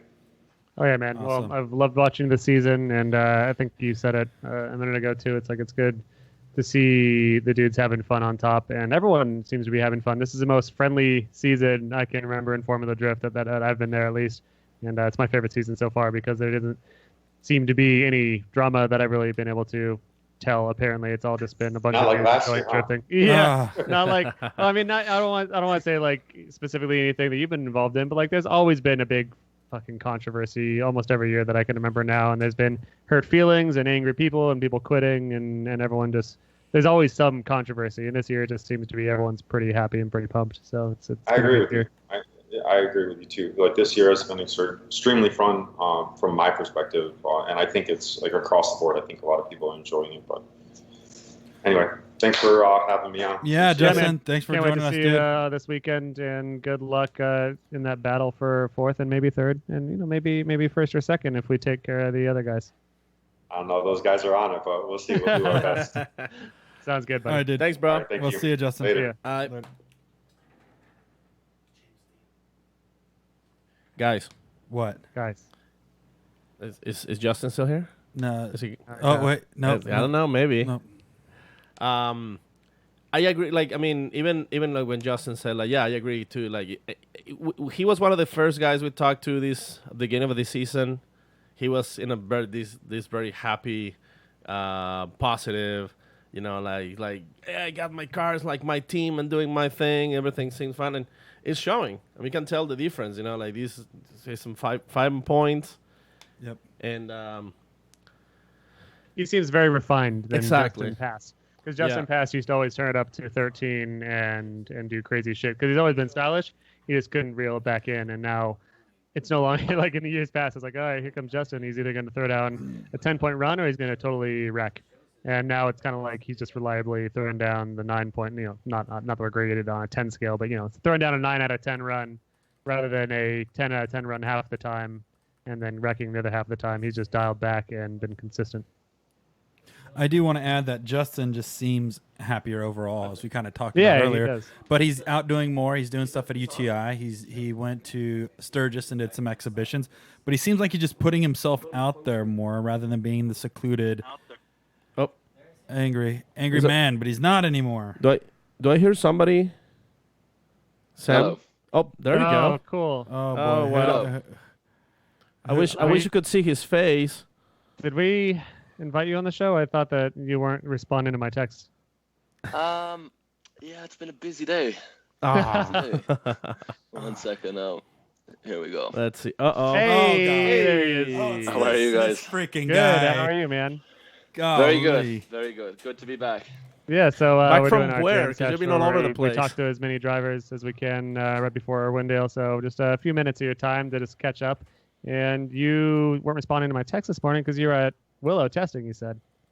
Yeah, so I heard the phone vibrate this morning, and I looked at it, but I didn't take so much notice. And Classic. then I was scrolling through Facebook about 20 minutes ago, and I saw Maximum Driftcast live, and I was, oh, shit. Like, I want to be part of that. I better reply to Sam.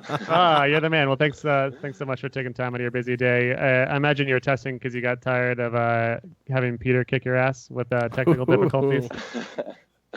Yeah, so it was nice to get a test. Usually this season's been so busy for Peter and I because we've been doing a lot of stuff back in Europe and everywhere else. And so we never really got a chance to test the cars before a competition. So usually our first laps of practice were kind of figuring out niggly issues. And we had some time before Irwindale, so went to Willow today, made a quick shakedown, and things are feeling good. Awesome. So we've seen you and Peter in the finals a lot, and as much as you love Peter to win, your car has now broken twice or 3 times against him in the finals, or semifinals at least. Yeah, so the last 2 times we battled, my car broke. The time before that was New Jersey, and his car broke, so it's been quite unlucky. We had a clean battle in Seattle, where he really pushed me around the track. Yes, he did. Literally pushed you on the track. Both cars are working sweet then, and when they're working, it's always a good fight. So what's been going on? Have you been fixing it? And is it Peter sabotaging your car? It might be. Usually Peter stays at the track a little longer than I do, so I go home early and maybe some stuff happens before the main event. I'm not sure. I need to interrogate him a little bit more. But no, it's these cars have done a lot. So last year they ran flawlessly pretty much for the entire season.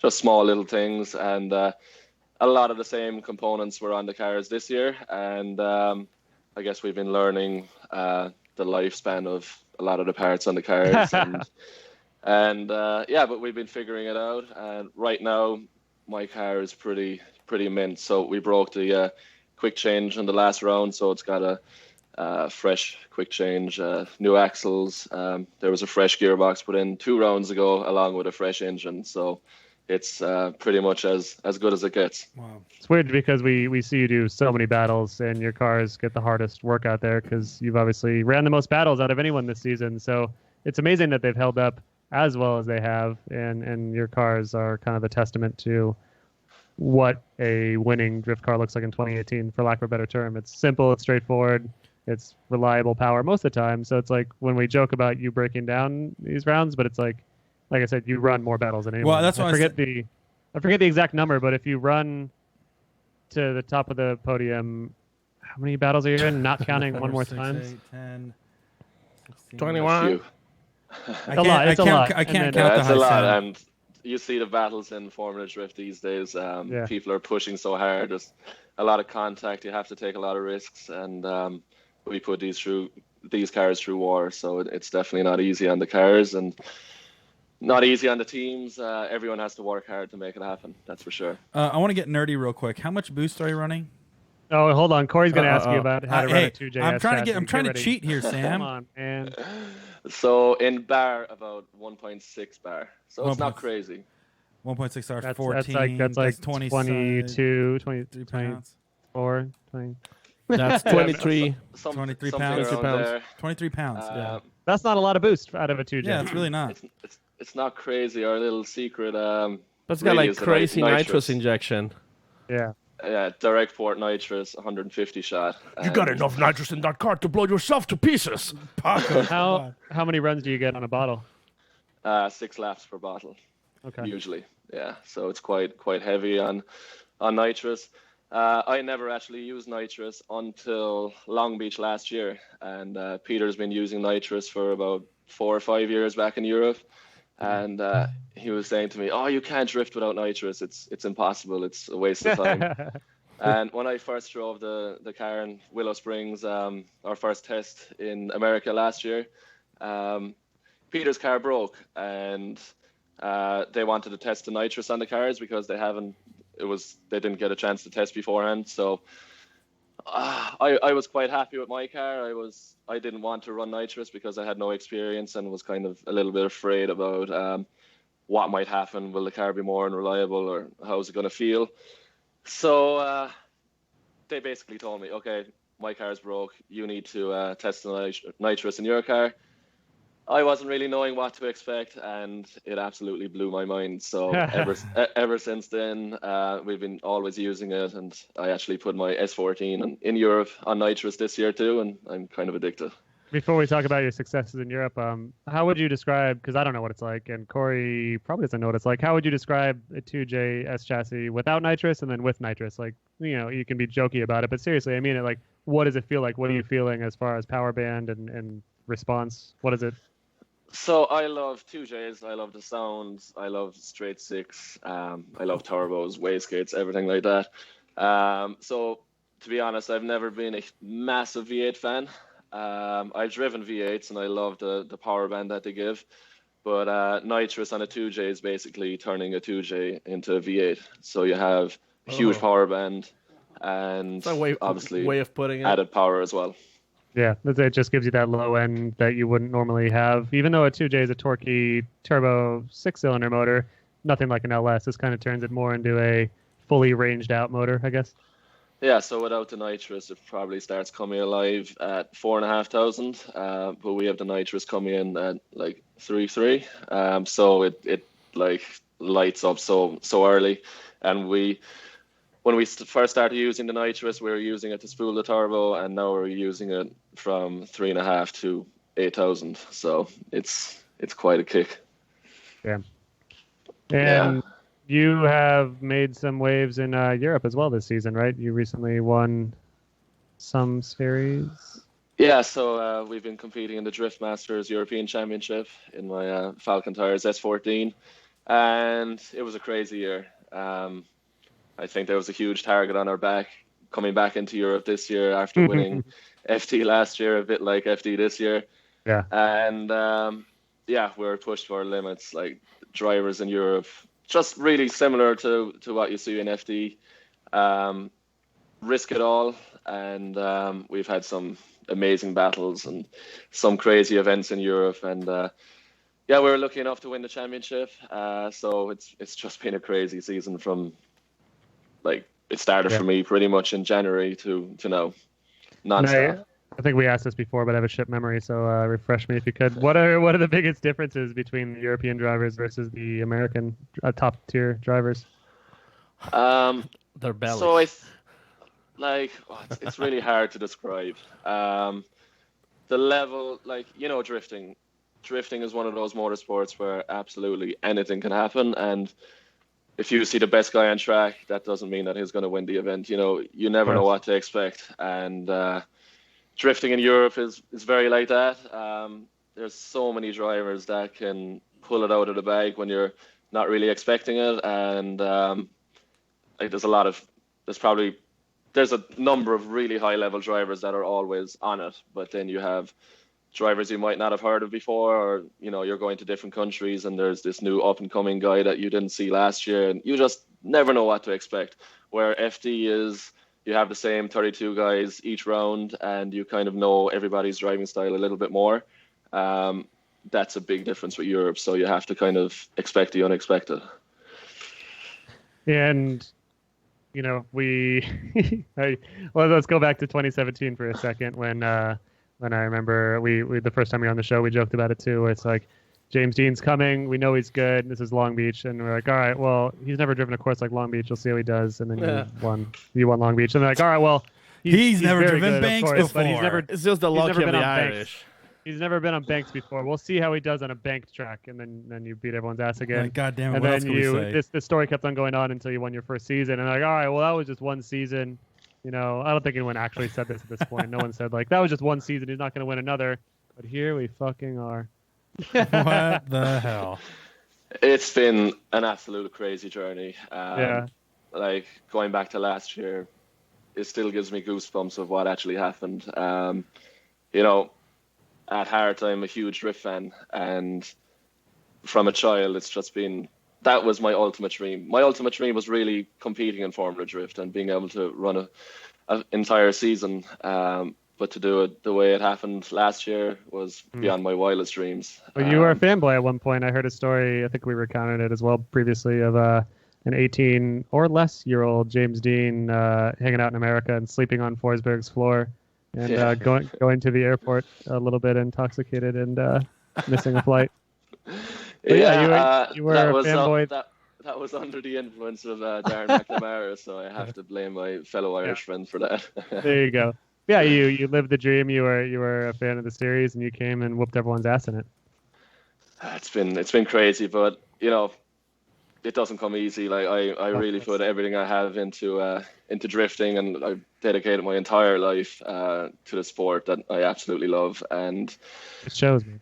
We're extremely lucky to have the support of Worthouse behind us, an absolutely amazing team, and I can honestly say it from the bottom of my heart that the fun that we honestly have at every single event, before the event, during the event, and after the event, it's unbelievable. To have a teammate and a friend like Peter, and you guys know that we have a good time, but I've seen it's just unreal. It's living a dream. It really is. We were talking to JTP just before you, and we were reflecting on how this is one of our favorite seasons because everyone is so happy. And it's like, I think I was talking to Mitch Forsberg about this a while ago too. It's like, if there's someone that's going to come in and beat all of our asses, we're happy that it has to be as nice of a guy as you, It's like the guy that's coming in and beating all these, long time career drifters' asses, he could be a real dick about it. But thankfully, you're one of the nicest guys in the sport today, so it couldn't be a better guy kicking all of their asses. Yeah, I don't quite have the Conor McGregor approach, but funny that you mentioned. You could. Funny that you mentioned, because on the super chat somebody's asking, what do you think about the McGregor fight? Would you believe I didn't see it? I saw some of the highlights. Sure, you saw the highlights. Well, see, that's Sam. Sam. What that is he's slowly morphing more into an American. We've been doing that. We did it with Aasbo. We've done it with Hillebrand, and now we're working on James here. Deane Kearney's already more American than me, so yeah. We've already recruited Aasbo as driving for Team America. So if there's a chance that we can regain America's pride this year, it's going to be through Aasbo. Well, I can't wait till Irwindale, till James on top of the podium waving some American flags. So you're going to be the next American driver. It should be really, really good. Yeah. So talking points, if I tried that, it would be probably a similar aftermath of what you saw at the UFC. Shot by all the Irish. What if we put like a Confederate flag on top of his car? No. The General Lee. Are you guys bringing out your whole family, friends again this year at Irwindale? Yeah, so quite a few coming from Ireland, a few coming from Poland. I don't think it's quite the same crowd as what we had last year. Yeah, you already did it once. We don't need to see it again. Can't get much better than last year, where Peter wins and you win the championship. That was a pretty insane event last year. That was absolutely unbelievable. But I was quite lucky. I got to third spot without doing a single chase run. So that was a bit of some lucky charms, I guess. Lucky charms, but it's already turning out to be a very interesting and storybook Irwindale again as well, because you've battled very hard this whole season. You've won twice, and been at the very top, almost not the very top, but near the very top, the entire season, enough to have a commanding lead, but not that commanding. Aasbo can still catch you, and even baby boy Peter, if some weird shit goes down, could take you out. What exactly. What Yeah, it's it's tight. It's very tight. And Fredric, he's one of those drivers that I've been looking up to for 10 years. And you brought something out of him. You've changed him as a driver, which is exciting because he's always been a championship driver, or not always, but he is a championship driver. But you've given him a new target, a new goal. Like you said, you've got a target on your back in the European Championship and all that. But you've made Fredric a different person, and he is driving much more like you, but in his own way. And he's scary. He scares me when he drives like. I think Freddie at some point, remember he said, he even had his movie, like Stay Hungry or something like that. And he said that you pretty much came in and now he's hungry again. Oh, yeah. He is hungry. He won his championship before and he was thinking, I'm one of the best, next? but there's not really any better than me. And then suddenly you show up and now you've got he's got the Russian Rocky montage. He's been chopping down wood with his fists in the woods, and it's been weird. This is what I love about, competition. So back in Europe before I was coming, before we decided to come to FD, Peter was like my main rival, my main competition. And I think we both pushed each other to a very high level. We had a lot of crazy battles. And before we came to FD, I always knew that the challenge was going to be out of this world. And I guess I was able to mentally prepare for crazy battles, and I just went in on a mission, and it kind of paid off. But I have to say that I feel since I started competing in FD, all the Formula Drift drivers have pushed me to become a better driver. So I've learned so much from the different styles, different tracks, and basically this badass competition. It progresses everyone. So yeah. I feel like battling Fredric last year, we've had some crazy battles, and when you're battling someone like that, it pushes you to try to get to the next level, and that's why I love it here. It's crazy now that you mention it. You said that you didn't even do a single chase run at Irwindale last year, so you are still pretty new to the Irwindale track, all things considered. Yeah, pretty much. It's a demanding track. Even in the lead position, you have to really have respect for the track. You got to be 100% focused every single time. And then when you try to chase someone, you're blinded in that smoke. You're trying to stay high on the bank. And then you're coming into that inner bank, blinded by the transition, and you just need balls, really. Yeah. Peter showed that last year. I don't know, was it balls or madness, but he was unbelievable. So for us, yeah, we have a bit to learn, I think, this weekend. But I'm excited for it. I'm really looking forward to it. I think everyone's going to be pushing really hard. For us sitting on the top, there's a lot to lose. But from the great drivers that haven't had so much luck during the year, I think they're going to want to finish on a high. So I think everyone wants to kill you, man. Everyone's out there to get you. To murder you. You already know it. Not to add any pressure. You've got a pretty good lead, but everyone has one goal out there. Even if they're not in the running for points, like I want to mess up James' life. He has a target on his back. So yeah, look, it's great to be in the position, to be honest. There's definitely pressure, but sometimes pressure is good. Yep. So I'm really looking forward to it. Genuinely excited to drive the track. As a driver, if you pull off a good run in this track, you're passing the finish line. You're basically fist pumping inside in the car. And what I love about drifting, and for me personally, today I was drifting Willow Springs, pretty simple oval track. I pulled off a good run, and after the run, when I stopped drifting, I was like pumped up in the car. I was like shouting to myself. And which track were you on up there? This oval track. So the oval track? Not the one with the wall. I'm not sure what name is on it, but it's oval track, basic track, and the enjoyment I get from even driving alone is awesome, and it's really one of the reasons why I love the sport. It still pumps me up so much. So I got something for you. So I need some gossip. From you because you've been doing a bunch of shit lately all over the place, and we saw Drift Masters finish, and we saw a bunch of these crazy Irish and Europeans be issued a Formula Drift license. Have you heard anything about anybody coming over and invading Formula Drift with you next year?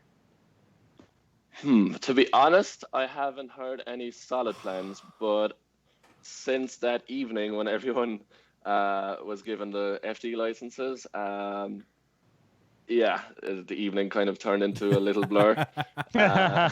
We wonder why. No, the fumes. No, basically, I haven't spoke to many of the drivers since. I've been pretty busy. They've been busy, so I'm looking forward to getting back after this, after SEMA, and seeing what's actually happening. So, obviously, with the majority of top-level drivers in Europe, the ultimate goal, like mine, was to someday compete in Formula Drift. So, whether or not they can make it happen, I'm pretty sure some of them could make it happen pretty soon. So fingers crossed we get to see some new blood here next year. Yeah, that'd be exciting. I think right now Formula Drift is probably growing more than ever, and especially with the 32-car field, I think there's no easy battle. But it'd be cool seeing the waves that you made to see a couple other people. Like, obviously, the Shanahans are probably the most talked about Irish drifters right now, and especially Connor going out there and just killing it. It'd be cool to see a lot more of that blood coming in.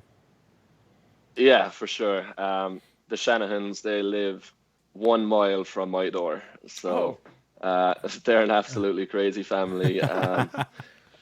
Amazing drivers. I think they both have really bright futures ahead. They have great style, great sense of humor, and it would be awesome to see them here someday in the future. So fingers crossed they can make it happen. Outside of that, Sam, anything else? Oh man, that's good. Congrats on the awesome season. I'm super excited to see you guys once again at Irwindale, and I'm excited for what's gonna happen, man. It's gonna be a crazy show. What do you got, Paco? Yeah, it's just right here on Facebook. Username Justin Pawlak. He says, James, you are a legend. Oh, that's awesome. That's awesome. Oh, thank you, Justin. And then You're there's an awesome man too. We actually have some very good times behind the scenes. Probably some things we shouldn't speak about, but in Texas at the last round we're watching qualifying, we had some quite interesting conversations that I'm pretty sure Justin is laughing at right now. We just hang up with him. Should we just like bring him back? Oh no, I wouldn't advise him. Yeah, see what the combos were. Yep. Nice. Awesome. All right, man. James. There's a commitment bonus, so we appreciate it on this very busy prep day for you.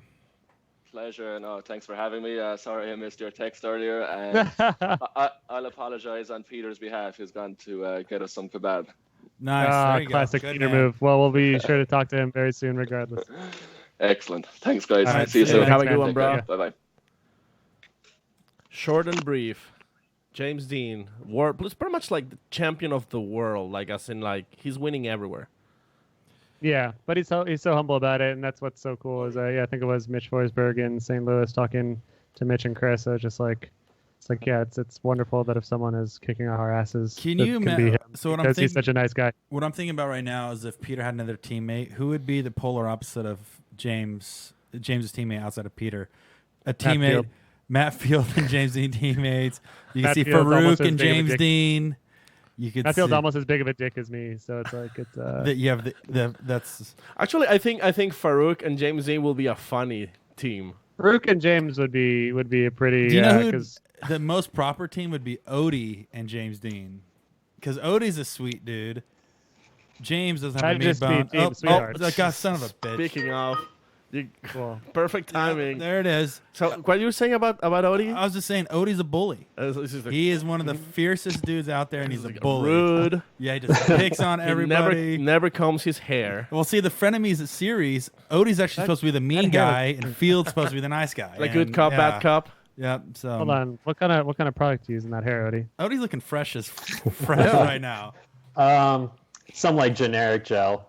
Something generic gel. Come That's on, like man. so Odi, like LA style. Oh, it's just generic Kroger. stuff. It's Kroger stuff. Kroger. I honestly don't even know the name of it. Like, Brian, are Odi's levels off the charts? Next time I use it, I'll look it up. Real quick, Brian, is Odi off the charts? The levels seem loud to me. There we go. Yeah, he's a little. All right, cool. All right, let's making sure our levels are even, so we don't deafen any dudes. Yeah. Odi, you hear me? Okay. We got you, dude. Yeah, you're good. You're good. What the heck's up, man? How have you been? Good. How about you? Just fine. Just chilling. Sam, I like your place. It looks cool.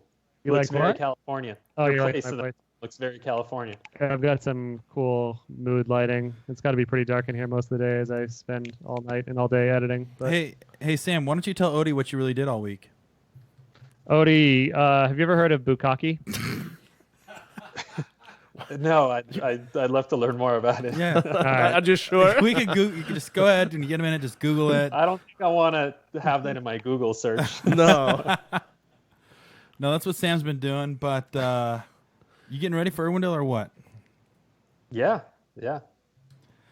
Odi, That's you are sitting on 9th position. Top 10. You're still in the top 10. Yeah, What? yeah. Hey, Yes. there's like a lot of sound in my headphones. Is that normal, or are you guys having some sort of? I think we sound okay. Yeah. I think that's. There you go. Is it maybe gone? I think it's your subconscious. Maybe one earphone will work better. Oh, there you Do go.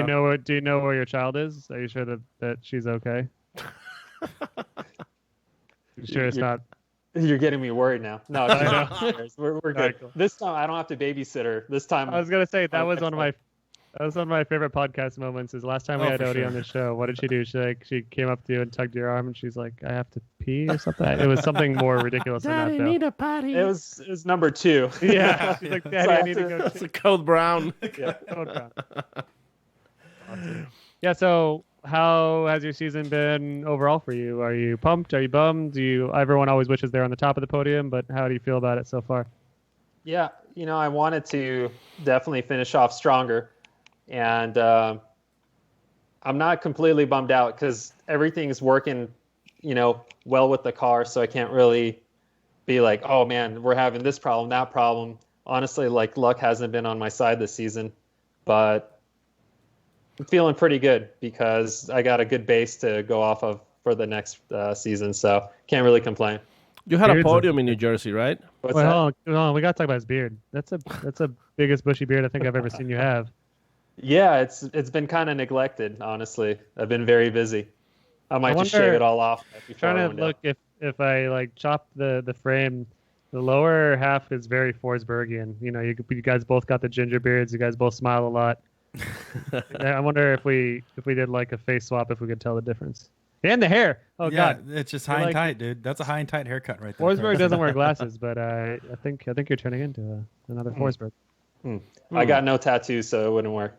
We can change that in Irwindale, man. That's- Let's after the event, let's do some shots at the Word House pit. Those guys party, and then we'll go get some tats. We'll get some prison tats. We'll make it super simple and easy. I'll bring What like, sort some of- big pens. Do you not have any tats at all? No tattoos. What would be your first ink? Ooh, Do you that's a get like a great huge question. chest piece, or you do Maybe like a neck tattoo. Or Yeah. something? what? What are you thinking? Some spider like a webs or what? tribal. I don't know what. I'd have to think about that. What if you don't have a chance to think about it? And someone's like, Odi, I'm going to fund your Right entire now. 2019 program. You just have to get a tattoo in the next 2 minutes, and it's got to cover your whole neck. What's it got to be? The whole neck. Whole neck. That's Like hair. It's pretty extreme. Just- You would do hair? Yeah. Additional hair. Just big more No, beard. no. I don't know. That's a Okay. that's a great question. Look, Odi, the entire 2019 season Hold on. funding is on the line, Odi. You've got 30 seconds to answer this, or this money's going to go to someone else. it's gonna go to Paco. Yeah. It's going to go to Paco. Paco's going to get... I'm gonna get some hentai tattoos, He's an octopus. like in my belly button. Like That'd be Dude, fair. the sound is crazy. It's like echoing. If I take the earphones out, is it gonna screw your guys' sound up? no. No. Give it a shot. Can you hear Oh, us? he's probably playing the video in the background on his Facebook or something. Oh, yeah. Yeah, Oh, that's what good you're job, doing. Odi. Odi, Hold on. This is only his third time on the show. He's Odi, come he's on. watching. Can you guys hear me okay? Or Yeah. yeah, We can do hear you. headphones back in, though. Otherwise, Yeah, we'll hear no echo. Man.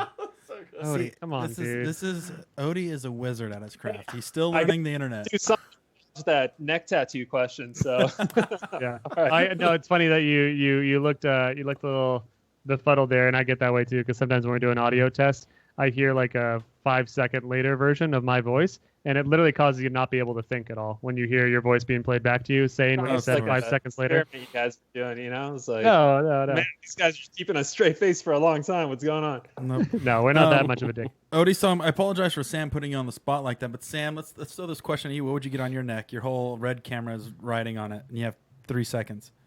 3 seconds, I get your face. Oh, come on, Sam. I know you could do better than that. I know what I'd get. Your butt. I'd probably get my butt on your face. I would get a tattoo of your butt on my butt. That'd be cool. Double butts. No, I was actually thinking I'd probably get a bald eagle wearing a hard hat on my neck because I'm a hardworking American. That's a good idea. To do it. Yeah. No. So what do you do? What sort of hard work do you do, Corey? I roll out of bed. That's tough. Walk to the kitchen. That's tiring. Hard work. I show up here and hang out with Paco. That's really hard too sometimes. That's about it. Damn immigrants keep taking our jobs though. You got to work with one every day. Yep. Hey, Odi. Yo. Are you going to do Drift Masters next year? Oh, man, I'd love to find the time to do something like that. Wait, was it Drift Masters? It's not in the future plan. No, not near future plan. It wasn't Drift. What did you do? FIA. Odi's the FIA king. Well, he was the tough guy from FIA. Yeah. He was the bully of That's FIA. the bully. Why was he the bully of FIA? Because he was like, do you know what? You guys don't like Americans being here? Watch this. I'll crash this car right into the wall because I'll show you how much I care about this place. That's why. Are you doing FIA again this year? No, I am not. Sadly, we have no go to Americans or Latvians or... You got to go to SEMA, man. How are you going to... You either want funding for 2019 program or you go to a parking lot drift event in Japan. You decide. Yeah, SEMA's probably more important than that. Do you know, I was thinking about this earlier, actually, before we called you, and you've been this S14 god for a very long time, and then you had one stint in the Genesis. How long are we going to see Odi in an S14 for? He was a retext driver as well at one point, I think. What's that? Or are you asking me how long I've been in S14? No, how long are you in 2000? So in Pro-Am, I drove an S13 and then I hopped into an S14 in 2011. So I feel like the whole time I've been in an S chassis, really, until I took a break. Is the question, though? We'll see. This off-season is an opportunity to maybe change it up a little bit. I really do want to stay in the S chassis in general, though. Really? They're going to go S12. The 80s S. It's a lighter chassis. Yeah. You're on something. We also see you have an RX-8. You have your S14. You have your S13. You had a Prius. The Prius is rad. But yeah, it's just like you see all these other guys jumping ship. Obviously, Matt went to a Corvette, and all these guys are kind of getting into more modern things. But you've been the dude who's always just been, I'm cool with what I have. I don't need to switch. Yeah, a lot of the switch is, to not only try something different from a competitive, aspect, but, some people drive obscure or different vehicles because of sponsorship requirements. So I kind of find myself, I feel like I haven't pushed the S chassis as hard as it can be pushed, so I just stay in it. And I feel like I need to step up more as a driver before maybe necessarily really go after a different chassis, if that makes any sense. Yeah. Follow-up question. How much does Matt Field get on your nerves? He tries to. I was joking, but... no, you should see some of the text messages back and forth. It's just man, he tries, and it's entertaining, man. Sometimes, you just need dudes like that around. So there is some truth behind the frenemies. You guys are actually... you got a fun relationship, for lack of a better term. Yeah, it's a lot of fun, but it's no doubt we push each other. And I'm really happy friendship to have it. Yeah. It's motivating. Could you say you guys are frenemies? Yeah. Well, it's kind of like Corey and me. Like, if I wouldn't push him, he'd be nothing, because he's just kind of lazy and boring. And then I'll be like, Corey, come on, man, let's do this. We can do it today. And he's like, fuck you. And then he farts in the phone. Total typical Corey. Yeah. You remember Corey, right? I remember that. Are you denying it? No, not at all. Oh, okay. I was sorry. He's being the better man, or he's texting. I can't tell. Nope. Which Both. one is it? So Well, what are we Odi, gonna see? Yeah. Yeah. What are we gonna see in Irwindale, Odi? Irwindale, what's your history there? Have you done pretty well historically? What's your situation? No, I wouldn't say I've done very well at Irwindale. It's a track that definitely is fun. It has a ton of consequences, but honestly, I don't have too much to lose. So I think I'm just going to go hard. I'm going to drive as hard as I can at Irwindale, and I'll try not to smash into James this time, although I will drive hard. Oh, that happened last year. I forgot about that. Ooh. What? Tell us Yeah, about I that drove hard situation. last year. Yeah.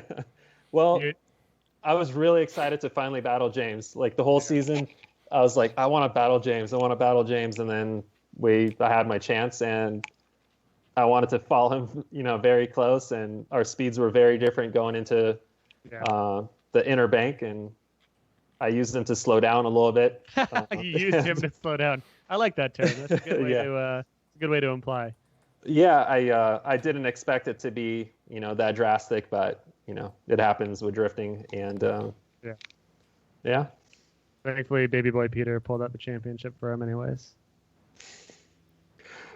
Yeah, it was. I was really bummed out to take out James that way, but he was solid. Like he was. Yeah, he was good. He was set. So. Yeah, and what was I gonna say? So what is your? I was gonna say is that so many people kind of seem to have the outlook that you do, and that you're saying it's like, yeah, my season isn't on the podium this year, so I'm just here to fuck up some points, which is funny because like that's kind of a new thing, is that I feel like if we did have this show 5 years ago, people would be like, yeah, I had a good season, Irwindale's a good round, I'm just excited to be here, but now everyone's like, I'm gonna go destroy James Deane. We just had James on before you. We were just like saying, like, James, you've got a target on your back. Like everyone and this is the way it is with every motorsport, everyone from second place to 32nd place is going after the top guy. But Irwindale is definitely just like the place to prove it. It's the last event, and a lot of these cars won't see FD duty again. So it's like, if we can take out James, Peter, or Freddie, we're gonna fucking do it.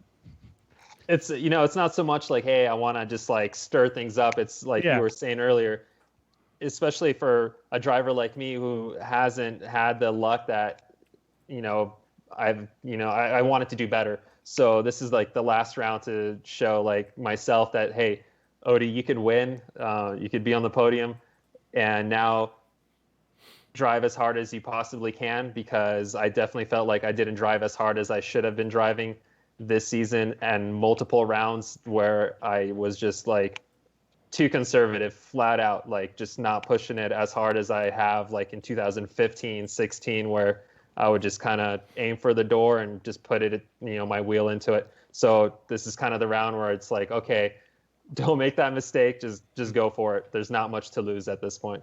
And the Cinderella story would be you going up against James and beating him without using him to slow down.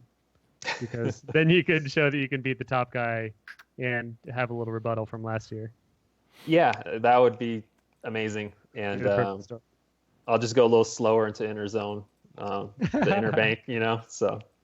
Absolutely. Data gathered from last season. Corey, Paco, Nice. what you got for this boy? So do you find out what brand was that hair gel? Yeah, is it LA Looks or what? You guys needed me to like run to the bathroom. No, I was just complimenting your hair, and the only masculine way Thank you. As another dude, a dude to dude, it's not cool to be like, oh, your hair looks fantastic, brother. You got to be like, what kind of gel do you use? So that way it sounds masculine. Yeah. My hair like absolutely sucks for styling. So I find don't a agree. gel, and this one's kind of working. My hair sucks for styling. I see, but by the end of the day, you can kind of see it coming through right now, is I actually have like a big gray Jufro, so I need lots of heavy product to not have that happen. So I feel your pain. What do you use, man? It looks very like natural and like. I finally found a good one. I don't remember what it is. I will. It's not a gel though, huh? It's like a a pomade or something. It's a pomade. It's a pomade. It's something about what Mary. up? Before I let you go, like, we talked only pretty much FD stuff with you. Any extracurriculars outside of that? Any driving related stuff? How's fuel suspension? Any new stuff going on over there? What else outside of FD has been going down? Yeah, Other than raising a kid, that takes up a lot, I imagine. It takes up a lot, and I do have a second one on the way, so it's going to take up even Congrats, more. Man. Yeah, thank you. And then the business has been crazy. I've been super busy. Had a chance to drive in Europe and Russia this this season, which is amazing. So overall, it's been good. Just really busy. Fuel suspension is just growing, man. It's taken up so much of my time. That's good. That's a good problem to have. Yeah. It's good. It's good. Now it's about delegating people to help me grow the company. So you can't do everything yourself. That's what it comes down. No, I need to go drifting. Time to hire people. Yeah. So you have actually earlier when I asked about Drift Masters, I was more like actually meant to ask like if you're doing any drifting in Europe for next year. So Drift Masters is just like everything in Europe. I'd like to, but I'm not really like committing myself to a series or any specific rounds at this point. If there's time, I'll be there and I'll do it. So I had a blast jumping in 2 different events in Europe this season, and I look forward to doing at least one more this coming season. I'd like to see your full energy on FD because, as we've seen previously, you have the ability to be a top 3 driver. So if you spend 2019 with delegating some people at Feel and maybe just focusing 100% on FD, I bet they'll see back up there in an S15 maybe based off of what you've hinted at. I don't know. I like S chassis, but yeah, honestly, we all do here. Yeah, we'll see. The S14 that I have now is solid. It would be nice to freshen up another chassis and change a lot of the stuff that I've been meaning to change on my S14. I just don't want to cut the car up. It is great the way it is. There's changes that I have to implement that would basically mean tearing the whole car down and rebuilding it, and I've done that once already. That car was retired a while ago. I kind of put it back in service and did way too much work to it. I don't want to do that again. So if I really want to implement the changes that I've been thinking about, it'll be a fresh chassis for sure of some sort. You have one of the oldest cars. I don't mean by the year, of course, the year it was originally produced, which you also have. One of the oldest cars in FD. I mean, your car, of course, has been changes every season and throughout the season, but you've driven this car longer than most people have driven their cars in FD. This is like your original S14, pretty much. Pretty much. I actually totaled my original one in 2012 in Las Vegas, but I built this one in a month right after Vegas, going into Irwindale, and then it's gone through. Yeah. So 6 years now in a car.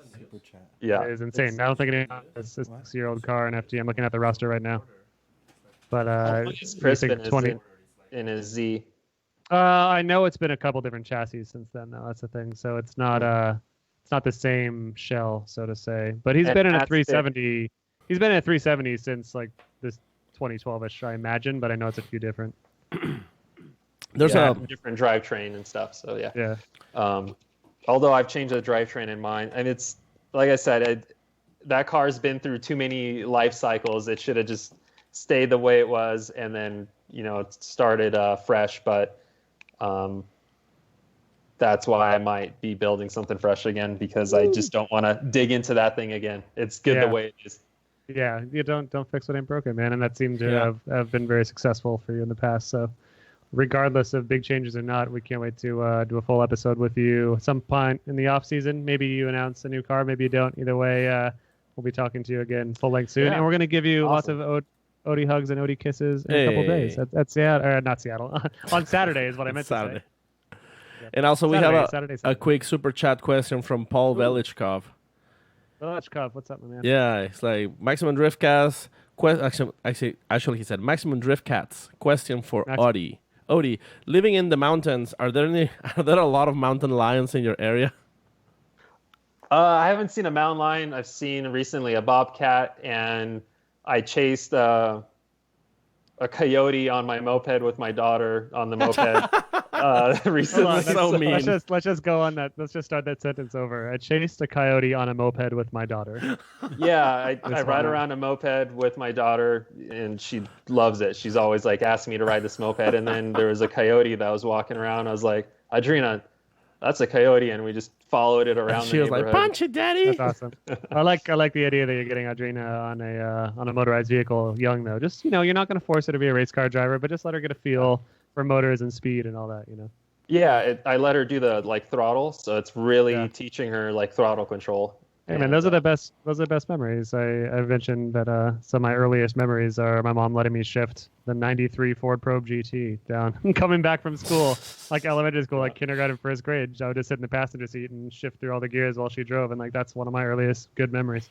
I have the same type of memories. That's why I'm throwing her on this moped, and hopefully she enjoys it as I did growing up and as you did. So yeah, oh yeah, man. Well, thanks for spending the time with us, and can't wait to see you this Saturday. All right, cool. Thanks for having me, guys. Awesome, Odi. We'll see Bye, you, buddy. See you soon. Hey, Sam, do you remember when you told me one of your other memories when your dad let you drive his stick shift? Yeah, I believe it was really interesting. It was both my dad and me, and then your mom was there, and then we both put his stick shift and my stick shift in her trunk. If I recall. Odi, get off the phone. This is not for you. Come on. We were just. All right, we're done, right? We're just telling childhood stories. We're telling childhood You're a stories. dad now. You don't need to hear this stuff. Cool, Bye, guys. I'll Odi. see you. Later. Jeez. God damn it, Odi. He's such a bully. I'm telling you, I man. hate his temper. Dude, he For the audio only listeners, he was just fuming the whole show, making fists at the camera. Anytime if I'd start talking too long, he'd just start shaking his fist at the camera and getting really upset. He was wiggling it like this. I don't know what that means, but he's just wiggling his giant fist in our face. just letting me know that it's about time for me to get a licking. So tell me more about putting your shifter in your dad's shifter. Where'd you put it? Your mom's trunk. Okay. Did it fit all right or what? It was a tight fit, but we made it work. We helped each other out. You and your dad work together a lot, for sure. Yeah, we do. Especially that one time you did the same thing to your uncle. Speaking of my dad, you should ask him. He's gonna go to his first FD round. He's gonna come to Irwindale. Oh, nice. Yeah, he's never been to an FD I'll bring that event. story up. I said this would be a good one. Corey's gonna ask him about his shifter. Yeah, it's gonna be a good event. It'll be good. My dad. No, I can't wait to spend time with your dad. Are you guys bringing any special guests? We're calling him right now. No, I mean. Sorry. I want to bring. It's a closest event to Phoenix we get next to Long Beach, maybe a little closer than Long Beach. I was gonna bring my dad, but I'd be afraid my dad would beat up your dad, so I'm keeping him at home. My dad would sue your dad so hard. If do you know what? I'm not worried about that because my dad would beat up your dad, for sure. Yeah, Papa my dad Wheelie. would sue your Papa dad for all his Wheelie. money, and you'd be poor. You'd live on the street like an I don't idiot. care. I would do that anyways because I just watch your dad get beat up by my dad. He would wave Yeah, his but- fist in your face just like Odi did. Damn it. Yep. My dad would. Well, when you meet my dad, he's ripped as shit. Oh, is he? He's got dad strength. He could beat up. Listen to this. He could even beat up Odi if he had to. Okay, now you're lying. I know you're lying right through your teeth, Sam. Yeah. Speaking of beating up Somebody people. balls. What do you got for me, bud? It's coming. It's All connecting. It's coming up. Hopefully, it's Coming. Sam's dad. Have you been talking to this next guest? I broke off contact with him a few hours ago. I hope it's Sam's dad. No, yeah, I'm texting back and forth. It says he's ready. All right. Uh-oh. Let's see if this is Sam's dad. I can already hear some rock and roll playing in the background. Okay. You fucking bet your ass you can. You fucking bet your ass. Yes, You can. yeah. This is Sam's dad. It is Sam's dad. It had to be. I mean, who else? Yeah. We were actually just talking about that. We were hoping it was Sam's dad, and sure enough, it's next. Well, and I see Sam stole my tank top, so I'm gonna need that back. About, dude? Well, That's right. I did give that to you for Christmas last year. I'm glad you like it. What are you talking about, Papa? Oh, well. Are you still at RS hammering away on your car? Is my camera working or no? No. You need video. No. What's that? If you can hit the video button, hit her up. Hit the swipe up on the hit button on the camera button. Push the camera button. Swipe up on the camera button. No, Corey, you're confusing him. Just push it. There we go. Oh no, you took a screenshot of me. I did. I sure did. People's been taking screenshots of Sam all day. Drift You're dad. at RS. Look at that. I am. I'm still here, working forever and always. Is Tuerck working on his car? What's that? Is Tuerck Tuerck's not working there, on his of course. car? Come on, man. Don't be an idiot. He just finished. He just left a minute ago. Oh. Tuerck's car's ready to go, man. His Shit, car's right there. Yeah. Yeah. Can you show off the speed holes he drilled in his front bumper real quick? I forgot to ask him about those. Would you like to see those? Yeah, he cut out some really nice speed holes that I've been admiring while at the office the past few days. They are right there. No way. My. Now, Chris, if you could tell us the strategy behind making speed holes like that. Well, first off, they're speed trapezoids, so get that right. My bad. Speed rhombus? Yeah, speed rhombus, speed parallelograms. Yeah. And yeah, they're they have an interesting shape to them, but I'm not gonna go into detail. You can make fun of them if you want, but I can't do that. Well, they look efficient. They look really efficient. Secret. What's up with your car? You're putting in another VQ. What's the story behind this VQ? Yeah, so this one, the quick backstory of this one is this one was built down in Florida by RJ Manufacturing, the guys that do our closed deck blocks. And throughout the year, we tried a couple different setups. It seems like we've been swapping motors like almost every round, which we have swapped a lot, trust me. Yep. But last year, Irwindale, and then Long Beach and Atlanta, what else? Wall, were all on the same engine. And then that engine went back in St. Louis again. The other rounds, we were trying, new engines with AMS and with RJ Manufacturing, trying, to figure out how to keep the head gaskets in these things. But yeah, the funny part is we weren't leapfrogging engines all year long. We actually just kept putting that one motor back in that we already had. Yeah. So we got a lot of rounds out of that one. It's just the fact that we'd pull it out, we put in a new design, new setup, and that one would not last, and then we'd have to put the other one back in almost every round. So we had to continue to run that setup like all year long. But yeah, this is the motor that we ran in Texas. I got it all prepped up and tuned up. It's got a harness on it, manifolds and turbos and everything. So it's all ready to drop in. So if we do have any issue, we can just kind of get right after it. So Danny and I have been dressing this thing up. So that's a pretty cool little package on the whole cart. And what's up with the St. Louis motor, Old Faithful? Where's she? She really gave it up. Did she give the ghost after a St. Louis one?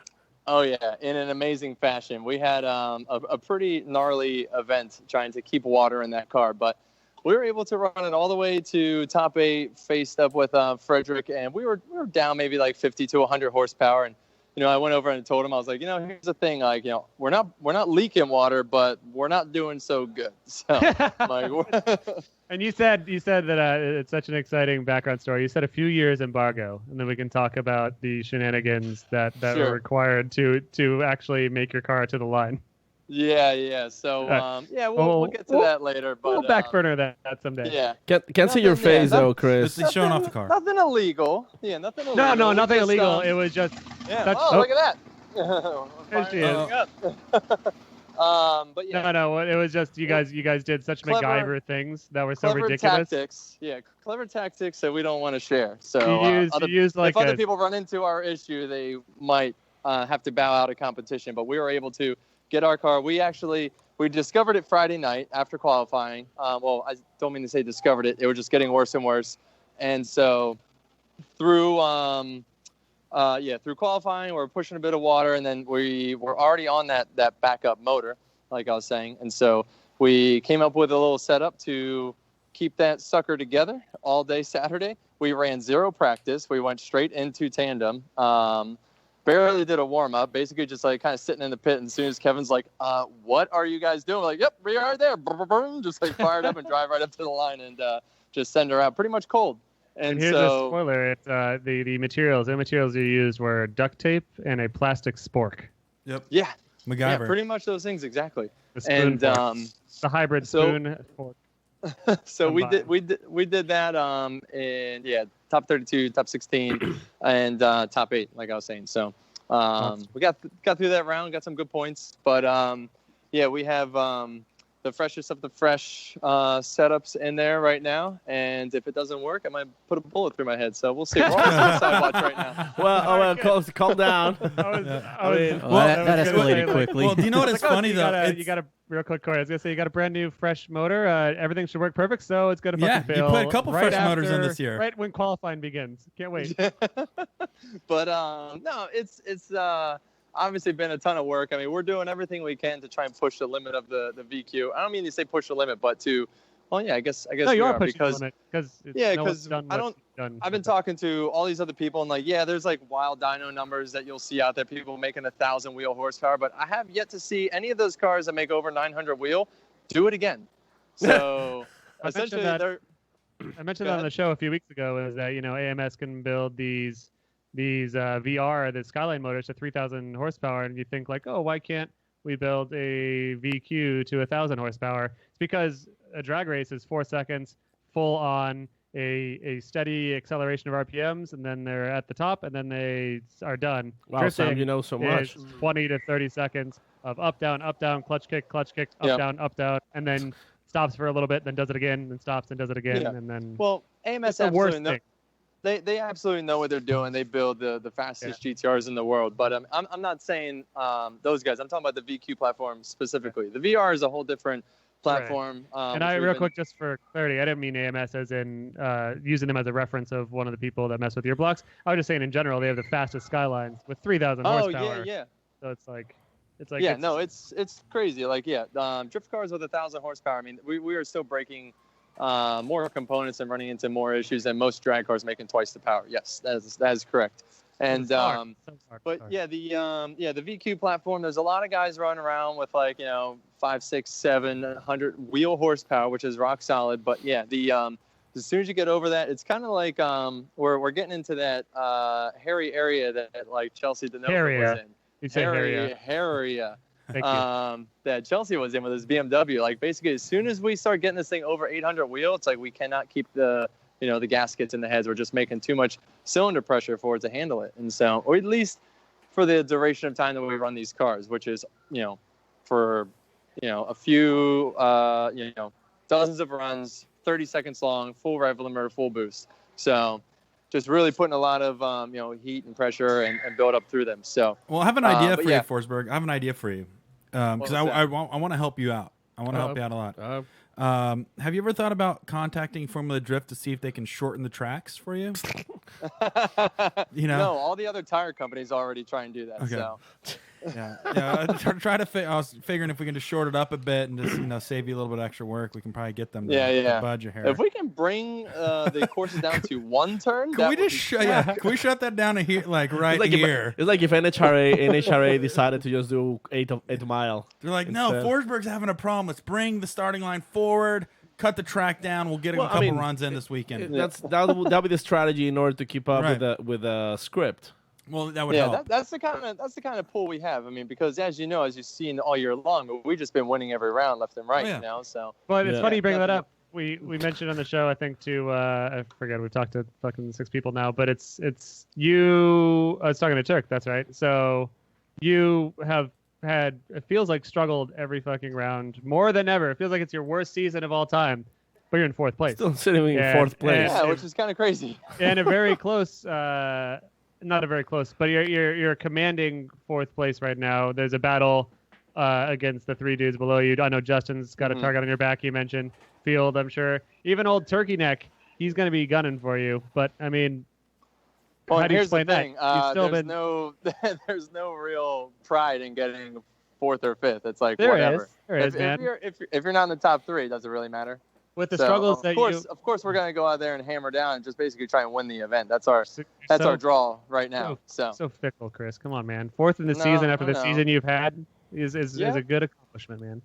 No, it is. It is crazy. I mean, we've definitely have used the most amount of engines to gain the most amount of points this year. I don't know, Aasbo. What about Aasbo 2017?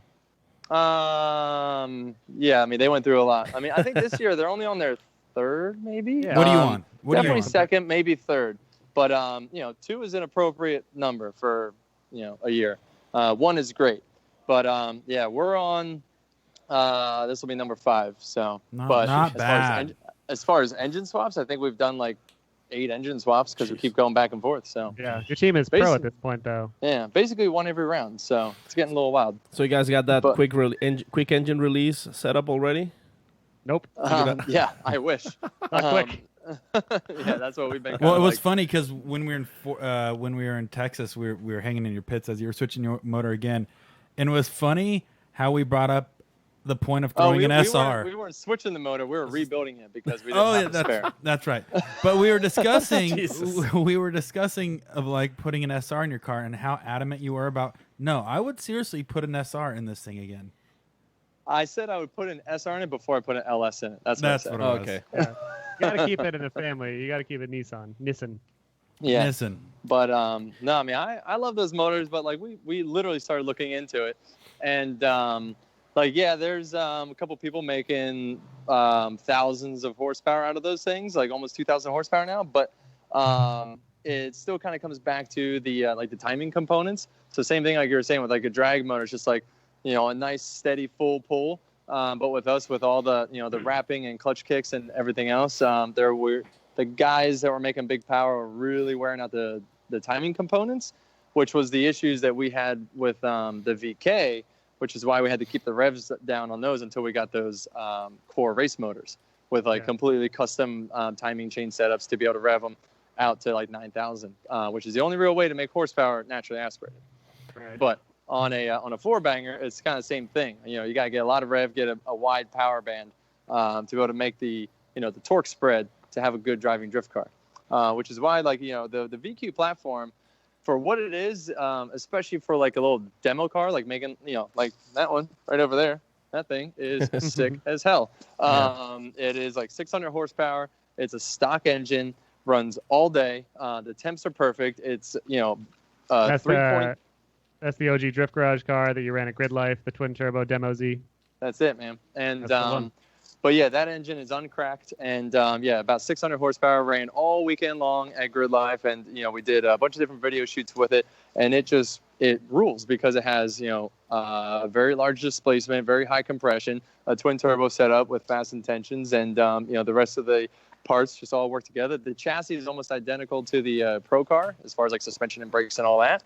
But it's just a little toned down with the horsepower and like the transmission and rear gear. Which, thanks Corey for giving me your spare gear, dog. Yeah, see, that's the thing is I was always asked Forsberg, hey, can I get this? And, I had something. I brought it, and I think we jinxed it because we talked about it before we even got there. Totally did, yeah. Because my spare wasn't going to be built in time, and I was like about to figure out what I could do and sweat it and get it together, but. I hit up Corey. I was like, hey, you have like a bunch of spare diffs, right? Because he mentioned to me that he did. And he's like, yeah, I got one. Like if you need it, let me know. First session out, smoke the gear in this thing. I don't even know why. I haven't broken a ring gear in a Z or my M or any of those cars yet. And so that was the first one. Awesome. So luckily Corey had one. God, and we once again had to MacGyver some nonsense to get it in there because we had the soft front bushings. I had a hard rear bushing, and so if we were to just bolt it in there, the front would have been bouncing around, would have cracked the rear casing. So got a little MacGyver on that as well, trackside, and it was in there, ran all weekend, Grid Life. So. Sick. And also side note to all that, you just drove it the other day as you were inducted into LA Sport Walks of Fame. Yeah. So we were there. Yeah, I was there in spirit. I was along for the ride. I felt it. I was in the back of the rear end there. Thanks, man. No, that was it, dude. You were there too. But that was a pretty insane experience. I don't even know how to really describe it other than just incredibly humbled by the fact that it was the first time that they ever recognized motorsport in the LA Sports Walk of Fame, which is the 40th year running, and they just really enjoyed my story of packing up everything to chase a dream of racing, and landed in Long Beach, California 15 years ago, running in every FD since day one, which is now like a large part of the Long Beach Grand Prix and that whole community, and having won rounds there, and led championships off of Long Beach events. It was just I guess a cool story that they really enjoyed, and so just to kind of try and capture that moment of that there's motorsports athletes that, they're sports athletes as well. Robbie Gordon was inducted, obviously, because he is a ultra badass behind the wheel, has raced in every form of racing I can even think of, including that time he wrecked Reese Millen's GTO at a drift event. That was insane. And then Johnny Campbell, who was like a multi Baja 1000 champion on a motorcycle. So just a crazy two-wheel badass. So, but yeah, to see drifting getting recognized at this very high motorsports level is killer, because it is the next generation of racing, as we always say. That is awesome. Awesome. Dude. Yeah, no, congrats on that. And we're Also, watching. good news before we get too far away from it. Corey is actually bringing his car to FD in case you need any parts mid-event. his drift car will be there at the Motegi booth. If you just whatever you break, let me know. Yeah, I'll take care please of it. help yourself. That's it, dude. Yeah, we'll just shoehorn that 2J in there real quick if we need something. So Tear it up. Easy. Tear it up, buddy. Hey, Chris. Yes, sir. Since just like a question here, it seems just a question. Yeah, Chris. just a question. Like the Nissan Titan now comes with a diesel engine. Would you ever consider doing a V8 diesel drift car? Paco. No. Paco. No. That's Stop. you being. That's the Paco coming They out. do it in Europe. So weird. Why is he like this? They do Why it do in you do Europe. this? Like the black smoke drift, like they drift these insane 1,000 horsepower wagons, like drifting I love how it's diesel. like they do it in Europe. There's literally like 2 diesel drift cars like in the entire world. Okay. You can have that, Paco. You All can right. be 3. All right, Yeah. thank you. Paco. Thanks, I'm real sorry. Papa. I'm real sorry, Thanks, Chris. Papa. Papa.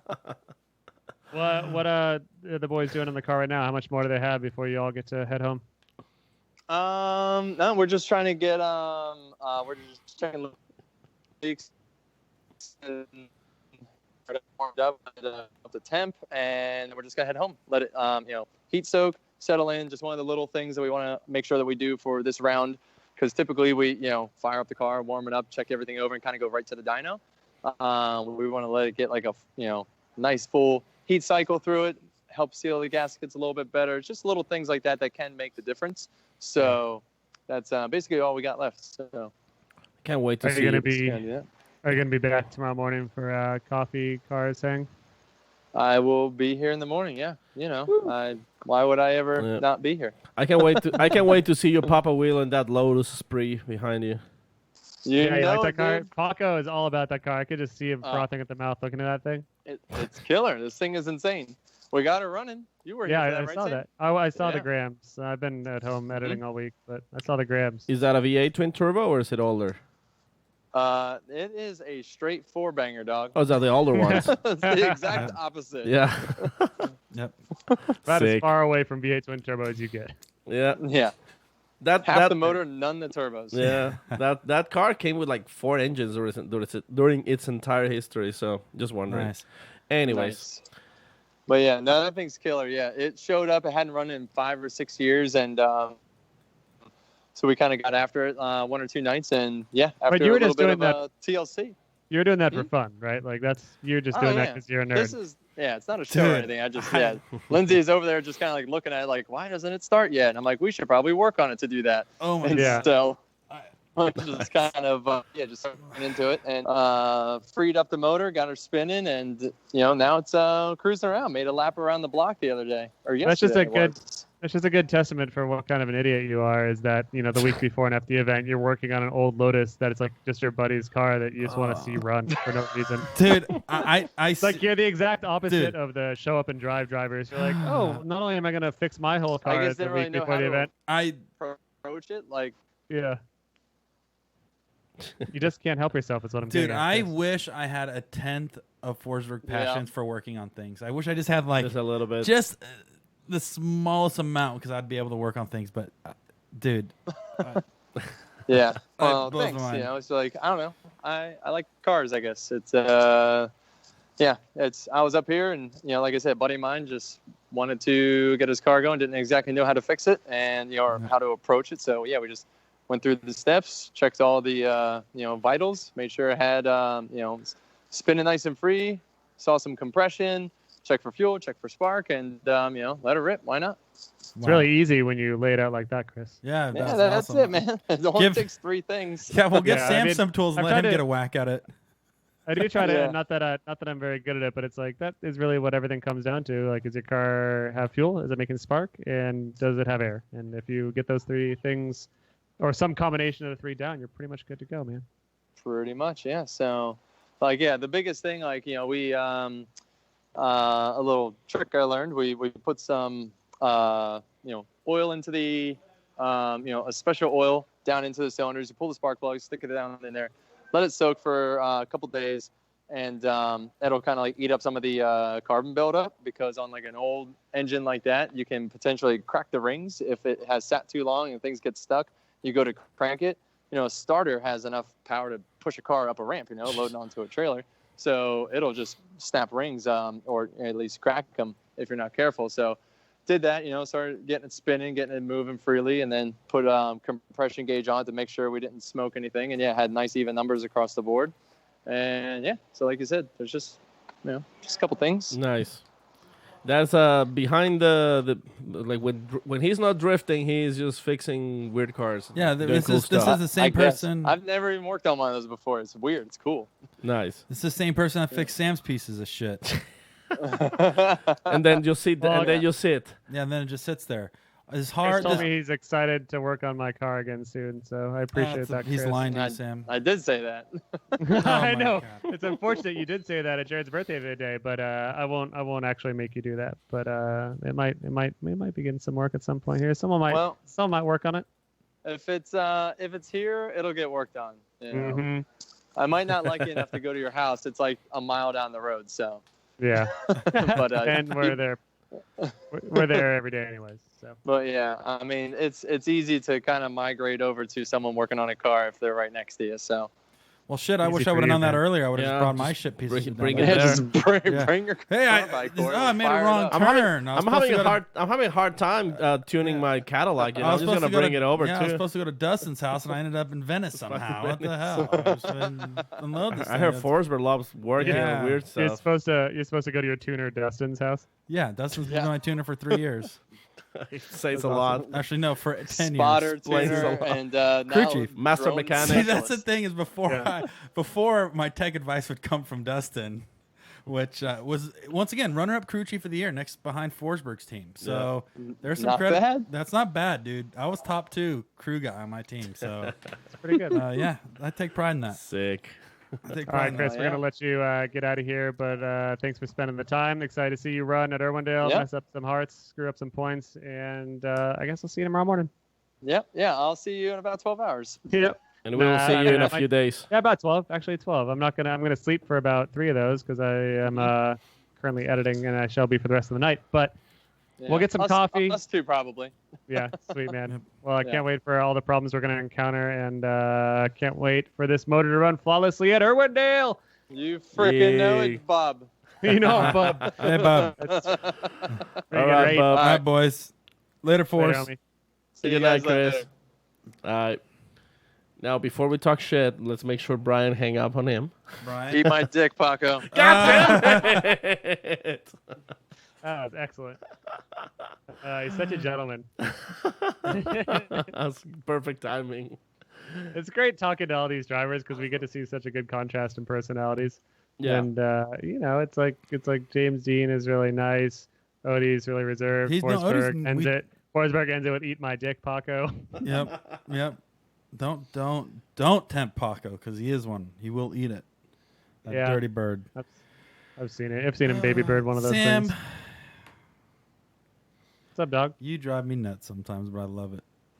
Do I drive your truck with truck nuts on it? You would drive my truck with truck nuts. Oh, speaking of truck drivers, speaking of somebody truck loves nuts. trucks. Wow. Well, we officially got ugly. Norwegian Hammer, a.k.a. the Human Truck Balls. A.k.a. the American Hammer, a.k.a. the Baldwin Eagle. We've talked about this many times over the year, Freddie, is that with James doing the James thing that he's been doing, you are the last hope for America. And we appreciate you, throwing the Norwegian colors into the dirt and saying, red, white, and blue, you're the only colors for me. Yep. I'm going to bleed these colors and I'm going to win for US of A. Yep. America for life. There you go. Thanks, buddy. We appreciate that. I'm applying for my green card soon, and I'm gonna vote for Trump. And See? yeah, get a Pontiac GTO. No, I'm sorry. Sorry to break your heart, Sam. Yeah, that whole, Damn it! the whole Pontiac GTO thing was very offensive. See, how come Now, Paco are we was getting more talking an excited old- about that than we were?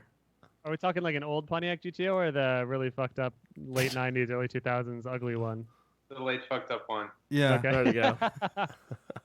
Are you in California? Yeah, I'm in Carlsbad, where I lived when I'm in California, and just got back. I haven't been here since April. So just getting in the groove of things and heading up to the shop tomorrow. See the boys. Papadakis Racing boys are moving to a new shop. Oh, So yeah. I'm seeing those guys, and yeah, I heard there's a drift event going on this weekend, so may go check that out. And, Really? yeah. Where's that at?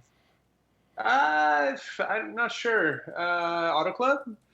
Yeah. It's somewhere else. I thought it would have been at Irwindale, but they closed down last year. I think they said that last year was the last one, and they did fireworks and a bunch of stuff to commemorate the last event. I think they closed down 3 years ago, Sam. Oh, you're right. My bad. My bad. Yeah. It was something recent. What are you drinking? So- Is that coffee or chocolate? Make your guess. Said I'm gonna hot, guess hot cocoa. rosé, a nice rosé. It's it's hardened blood. No, it's actually tea, green tea. Oh, Trying nice. to stay awake here. Still a little jet lag. Oh yeah, I bet. When did you fly in? I don't remember anymore. A couple days ago. It's all a blur. The days just blend into one at this point, right? Right. Yeah. So you have had one hell of a season, and you are just behind our boy Jimmy D, the human hot dog, Jimmy Deane, Jimmy Dinger. Yep. And you are 49 points behind. What needs to happen for you to win a championship? Do you know? As far as where does he need to place, where do you need to place? Well, first and foremost, we gotta loosen his rod bolts like we did in St. Louis. Yeah. Yep. For that one scenario. Yep. To be very real, it's going to be very hard for us to clinch the championship. And no matter how well we do, it's unrealistic to think that James is not going to put on a stellar performance. His Jimmy D. He's been he's the hot dog man. And I think that the one thing that impresses me the most about James is he's always been very good, but at the same time, he's able to step it up even further. And, we've seen that in Europe this year. There's amazing drivers out there that I know you guys have been talking about all night, with Justin and everyone. But still, James has the ability to one-up everyone. So it's but we're going to do everything we can to put on to do what we can to do a good job. And we'll see where it goes. And, there's a lot of guys that can also take out James when they have their day, Like you, man. Well, I was just saying to James himself, is like he not only has the one-upmanship on other people, but he also makes other people drive better. So he's made you drive differently. He's made you drive more stylish because you've always had the consistency and the speed, but people have said, and you even said that you lacked some aspect of style, but he's forced you to do that, and he's made you a better driver. He's made everyone around him a better driver, which is kind of a fun thing to see. Totally. And that's why I think, you guys were talking about it earlier, but there's a lot of joy, between everyone this year. People are having a lot of fun behind the wheel. We're seeing some of the fiercest battles ever. And Peter and James being the goofballs they are off the track, I think they bring the best out of people. So it's really cool to be a part of the sport at this time. Definitely. And damn, gentlemen, yourself, the top three right now are just a bunch of gentlemen. The most gentle. Super soft hands. I'm glad you don't see us always. I mean, you do see us always, kind of. I do. For the after parties. But none of you are as shitty as I am, so it's cool. Like, you guys just all seem great. Know that. Yeah. What was it like driving the new Supra? I'm sure that's a big question that everyone has because it's a big thing. It's the comeback of the Supra, man. What's up with that thing? What do you think? I was positively impressed. Impressed. Yeah. I had high hopes, Yeah. You're a Supra guy. You got into sport driving a Supra. You still drive Supras in the winter, like. Yeah. And a lot of people have been given the Supra a little bit of stick due to the reason that it's developed in conjunction with BMW. Because they make real shitty cars, as we all know. My point exactly, right? Like they make great cars. Come on, man. If Toyota, that's what I mean. If Toyota had to partner with someone, I feel like BMW is the right partner. Right. And one thing, when I was in Madrid, and Ken was there as well, one thing I was... like that you didn't invite Tuerck, by the way. That was pretty sick. Well, I hate Tuerck, so it's cool. Ryan would have loved to be there. And, Ryan's going to drive the car soon enough. Yeah. But one thing was driving the car there. The other thing was understanding where Toyota's going with this car and talking to the guys behind the scenes. There were some really cool engineers there. It's a really cool setup with all the Japanese Toyota guys working alongside these German people. They set up an office in Munich, Germany, working everything out. The car drives phenomenally. It has a really good differential, great balance. It's going to be a great drift car. So I think we're in for a treat for these next years now. Yeah, I mean, it's grown on me a lot. I wasn't a fan of the original styling of it, but the more I look at it, I think I like a little bit more. And you know what? Now that, as you can tell, I'm kind of an old dude now. It's like I'm cooler with the more refined Supra. Like I said, now that, as you can tell, like I'm a bit of an older dude now. I'm cool with the more refined Supra. Like I don't need to have a rough ride. I'm down with a BMW-esque ride quality of it. What's with the chest carpet though, Sam? Chest carpet? Is that what he said? Yeah. That's like a lot of people's been mentioning on the comments about like the. He's Aasbo's bald as an eagle. Yeah, he's like a goddamn. He's got like a dolphin. Yeah, he looks right through the water, dude. Greased up Michael Phelps. The Norwegian Michael Phelps right here. I've been standing at this desk since 8 a.m. It's now 13 hours later, and I don't know if you know this, but when you just stand at a desk for many hours a day, you just kind of start stinking and smelling, and you got to be loose. I wasn't actually wearing a shirt for most of the day. Oh, now nice. I'm wearing a shirt, so you're welcome, I guess, for that if that's what you want. I mean, but also to be fair, when I take off this shirt, it's kind of like I'm wearing another shirt. It's a hair shirt. Yeah, and it's a sweater. The rumor is that you have huge areolas, from what I heard. No, dude, these things are the size of nickels. Oh, you don't. Like this is a Nickelback? PG show, Sam. Keep those things tucked away. Jesus Christ. But back to Freddie. Yeah, sorry to get off topic with the nipple talk, Aasbo, but Supra's awesome. Oh. Saw that? Did you get a little taste? I saw some pink, so yeah, well, there was some flavor. I'm glad we I went to missed Flavor that. Town. Silas has a question from the Super Chat. He wants to know, what year will Aasbo drive the new Supra NFD? Yeah. So every time you guys ask me about the Supra, I can't really. I didn't ask this. This was Silas. This is Silas one of your asked biggest the question. fans, Aasbo. Don't break his heart, dude. Why do you got to be a dick to Silas? Yeah, this dude? is your fan, and you're killing him right now. So, Silas, I apologize for Aasbo. Sorry for Aasbo, Silas. All I know is that there's a lot of talks behind the scenes right now. Important calls with Toyota, some of it which I'm not even in on. I think the reality is that the Corolla has a place in FD, and it's proven to be a competitive car. Oh yeah. Toyota would like to keep a Corolla in FD somewhere or another. We'll see where they want to go with the Supra. I mean, we all would love to see Supras in FD, and being a Supra guy, I'd love to be in one, But at this point, I'm part of a bigger puzzle, right? It comes down to what Toyota want to do. I think it's way more. One thing is driving a Supra in FD. Another thing is perhaps driving a Supra in Europe or in Asia. And, all of those things are up in the air right now. There's a lot of, like I said, proposals being thrown around. So I can't really confirm what's going to happen simply because I don't know yet. So it's too early to say. What's going to happen is that... At the end of the day... Sorry, Paco, go yeah, ahead. what's going to happen is everybody who drives for the Toyota, Right. Gucci, Right. Castro, and all these guys, they get Supras, Right.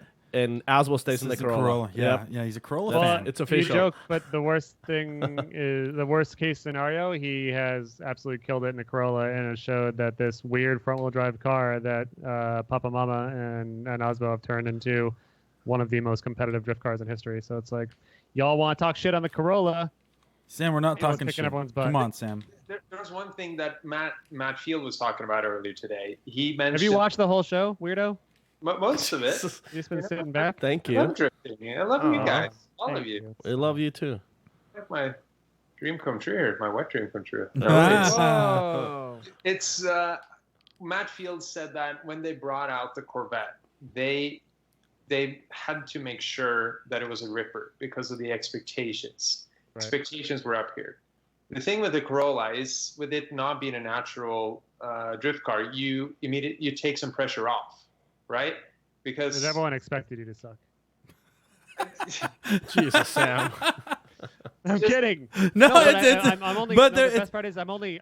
Go on real quick. Let me say it. I'm only half kidding because people definitely were like, "What the fuck is this thing?" It's like it's a grocery getter. We made the jokes about it. Let me finish, assholes. We made the jokes about it at the beginning of the season and the beginning of last season when Aasbo first got in the car. We're like joking about how this car was a front-wheel drive economy grocery getter, and we all joked. And here he is making us eat our words because he's in second place this year. He did extremely well last year. So far. It's No, ridiculous. I mean, obviously, I mean, if anybody can make that car competitive, it's you and Papadakis. That's for sure.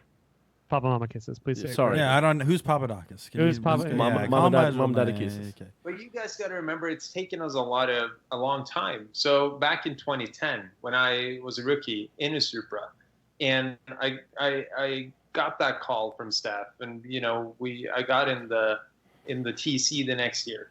That car was not great at that point, and that chassis is pretty much the same as the new Corolla. So it's taken us 8 years to dial it in, and we have dialed it in, and it's great at certain tracks.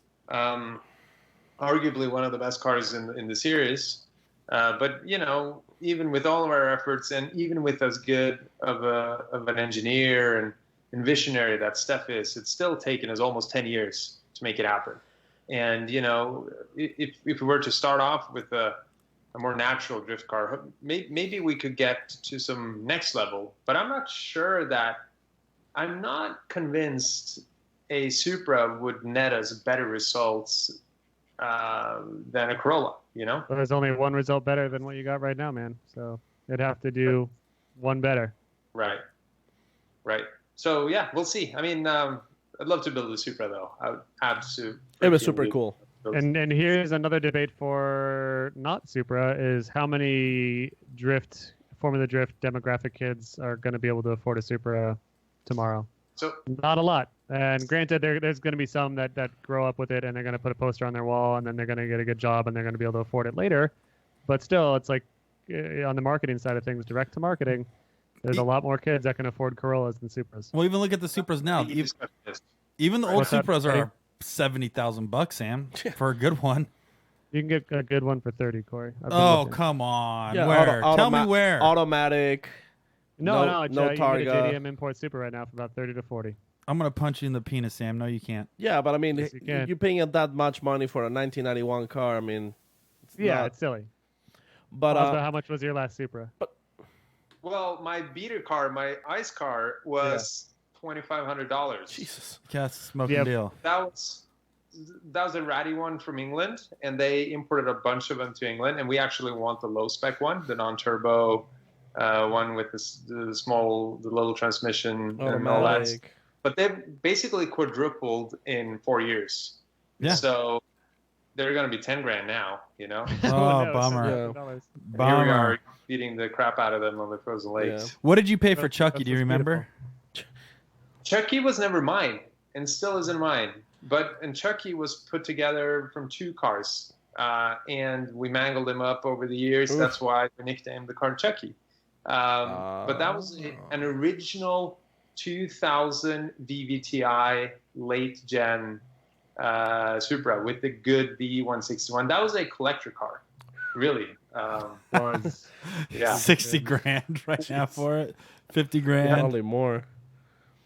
Yeah, honestly, I don't know. But that was also at a time where Supras were quite cheap, coming out of Japan 10, 12 years ago. Yeah. So it's pretty cool seeing. It's cool seeing Oda in Pro 2 now, kicking ass in the car, and he's good at the stuff that we were never good at. He's he's keeping the car very pristine. It looks great with the body kit, So it's cool to see that car living on, You didn't do very good at keeping it looking pristine, Freddie. Definitely didn't. That's for sure. Well, we became Rookie of the Year, so it did its job, and that car it's pretty. It's seen a lot of stuff. Looks like you got some workout under the Aasbo years. Yeah. Real quick, just kind of like going back to the Supra and the kids being able to afford them. So, just kind of like for comparison, Mustang base model is like 25 grand. The Supra, the 2019, is expected to be sold around 40.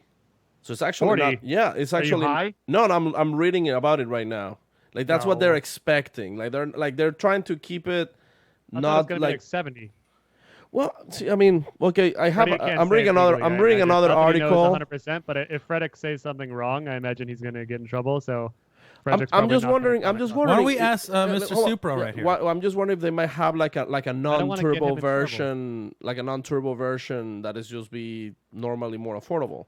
Because like they're talking about like the one that will make 0 to 60 in 4.5 seconds will be around 63 grand. Around. No wait. I do, huh? What's that, Freddie?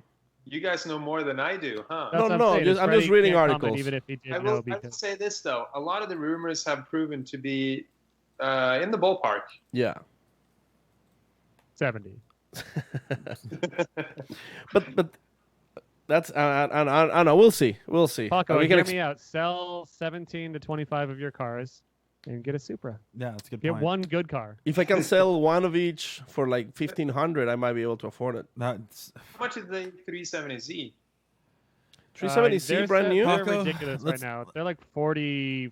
Let's ask. Hold on, we're gonna ask Paco Blue Book real quick. All right, Paco Blue Book. What is it? Starts at 30 grand. 30 G's for a brand new 2018. Okay. But but you're not gonna get one off the lot for like less than 40. They're absurd right now. But the GTR, which that we like, I mean, we would assume that the GTR and the Supra would be in the same kind of like bracket. Hold on. We got somebody thinking. All right, what's the competition of the Supra, Fred? Yeah, I would think 370Z. I mean, Toyota has announced the Supra in the NASCAR Nationwide Series. Yep, so I saw that. Up against Mustang and what is it, Camaro? Yep. So I guess that would be competition, and probably BMWs, right? Like Choose Series and Z4 and then the $40,000 price doesn't sound that so Camaro that crazy Fusion. Because like Mustang starts at 25. Yep. Camaros are like 28. It's gonna be $70,000. Sam, you don't know what you're talking about. We're talking to Paco Blue Book here. I'm just saying, starting is a whole different price as what would be the price for like the top end model. Are you gonna get a manual window version, Paco? Come on. Yeah, no, but what I'm saying, what I'm saying, well, you can get the very basic Mustang. You gotta get the Harman for $25,000, and it still has 300 horsepower. I just envisioned Paco going to a dealership. He's like, I'll take that new Supra, but it's about 63. All right, well, what if you take the electric door locks out? All right, I don't need that. $59,900. What else can we get rid of? Read the doors. You're gonna leave there with a shell. What if I bring my own wheels? Yeah. Well, to be honest, you do buy the base wheels because you're gonna put your own wheels on it, right? Yeah. You get the cheapest wheels that you can get off the lot. Yeah. All right, we sidetracked real hard. Yeah, sorry. Time for Freddie. Can we call him Champ? Can we call Freddie Champ? Let's call him Champ for this episode, Sam. Freddie Champ, what's your Irwindale plan? So last year we didn't really do that well at Irwindale, and Irwindale has rarely really been my track, even though we won there. We won there in 2015, second place there the year before. But it's a tricky course. It's kind of unnatural, The bank's super grippy, and then you come into that infield and you kind of wash off to the left. You're blind. And then you're blind coming into the transition, and definitely blind, and it's hard to see and all that stuff. Plan is to try and learn from what the best did last year. So, Peter took us out, and sorry, Sam, I got a little bit distracted by your cat. I'm sorry. Yeah, he was rubbing on me. I had to pick him up and shake him. Go ahead. I like your house, by the way. It looks like it's out of the 80s. It looks cool. It's actually out of the 1920s. So. Okay, all right. Yeah. No, but we're gonna try and hit the ground running. We've tried to learn from last year. try and qualify well, and then try and battle well. I mean, it's pretty simple, right? Just drive well. Do well. Do good is the plan. Good. Yeah. That's what have you learned throughout the season that has changed you? How are you a different man and different driver than Long Beach? Yep. So, well, what's crazy is I feel like I drove the best in Long Beach. My chase runs were the best in Long Beach. And one thing that I felt when I came into Long Beach and throughout the competition was that all the ice practice I've done this winter really paid off. So when I came into Long Beach, I was able to feel very comfortable chasing, and that was what made us do well there and ultimately win. Throughout the season, we've done reasonably well. We had 3 podiums in a row, and then we got a couple tough blows, and then we won in St. Louis. And I think the mistakes have been all mine. In New Jersey, I hit the wall and made Forrest crash into me. In Seattle, I went off track and Matt Field crashed into me. But what we have done well this year, I think, is that we've done a much better job setting up the car. So in the past, we were quite careful. We were kind of holding back with the setup. We didn't run too much grip. We made a car that was easy to drive, which made it easy to do good lead runs, but it was really slow, or not really slow, but slower in chase. Yeah. And with the development over the last couple of years, with everyone going quicker and quicker and being able to drive tighter cars, being able to drive cars that are grippier, we were forced to do the same. And we've really played in the offense this year with the car setup. We've run a lot of grip. Like in St. Louis, we ran as much grip as we possibly could in the car. We ran out of ideas on how to add more grip, and that was it. We were able to put a little bit of a gap on everyone. We were able to keep up reasonably well throughout the end of the event, and that was what it took. And we can hate or love the fact that it's turned into sideways drag racing, but either way, it's where the game's at right now. And the guys that's going to do best is the guy that can handle cars that are so grippy and at the same time fill all of the outer zones. And you were saying earlier, I think with just Chris, is like reliability is of course key, and you now have a reliable motor package, and it didn't seem like at least compared to Forsberg. Everyone does compared to Forsberg though. But you guys are no longer. You've lost the stigma of being the guys changing the motor every event right before top 32. Right. I mean, knock on wood, because you never know what's going to happen. But Steph and the boys have really been methodical going through everything that could fail in these motors. And our last battle has been the head gasket stuff, just like everyone else, or at least Chris and Chelsea in the past. Steph came up with this crazy head gasket patent out of Australia, and we used to run these crazy sleeve blocks and all this crazy trick stuff, and it created more problems than. Seems like everyone has problems with sleeves. It's and basically the gist of it, the easy way of explaining it is that an aluminum block with a steel sleeve is going to expand at different rates. Right. That's what's happening to Chris, I think. Right. So it almost seems like a little bit of a recipe for disaster. So what we're doing now is we went back to the stock aluminum sleeves, which are technically weaker, but they put an aluminum, grid around it that holds the factory cylinder in place. And then we just run a really trick head gasket that pushes down into that factory sleeve. And that worked really well this last event, and we'll see how it holds up at Irwindale with a little more boost pressure. Oh, yeah, man. Well, we can't wait to see the fireworks go down at Irwindale, hoping for some exciting show regardless of what happens. You are a drift gentleman, and Deane is another gentleman of the drift world, and I couldn't be happier for whoever pulls off the big win here. Thank you. Before you go, we have a super chat question real quick from Chris Nelson. If you get to drive a Supra and FD, mullet or mullet? Good question, Chris. Yeah, I would love to have a mullet. I would absolutely love it. Yep. That's how you actually ask my better half Hunter if I could have a mullet, because she's the boss. Hunter says no. Yeah, she said no. Come on, Hunter. That's- Only Rat Dan could have a mullet. That's how you solidify your U.S. citizenship. That's true. Yeah, It's they're part not of the gonna let you test. come into this country again. It's part of the Okay. test. Sorry, dude. I have a wig that I put on every now and then. There you go. It's Bring a it. mullet. Bring it to Well, everyone. we're gonna do a limited run of T-shirts that are addressed to Hunter, saying "Let Freddie be free," and then it'll be Freddie a be photo. free. Free the Freddy. And then it'll just be a photo of you with the front of your hair looking exactly like it looks now, and just a beautiful flowing mane Yeah, but coming down the back. Can't wait. All right, it's coming. It's coming. Awesome, man.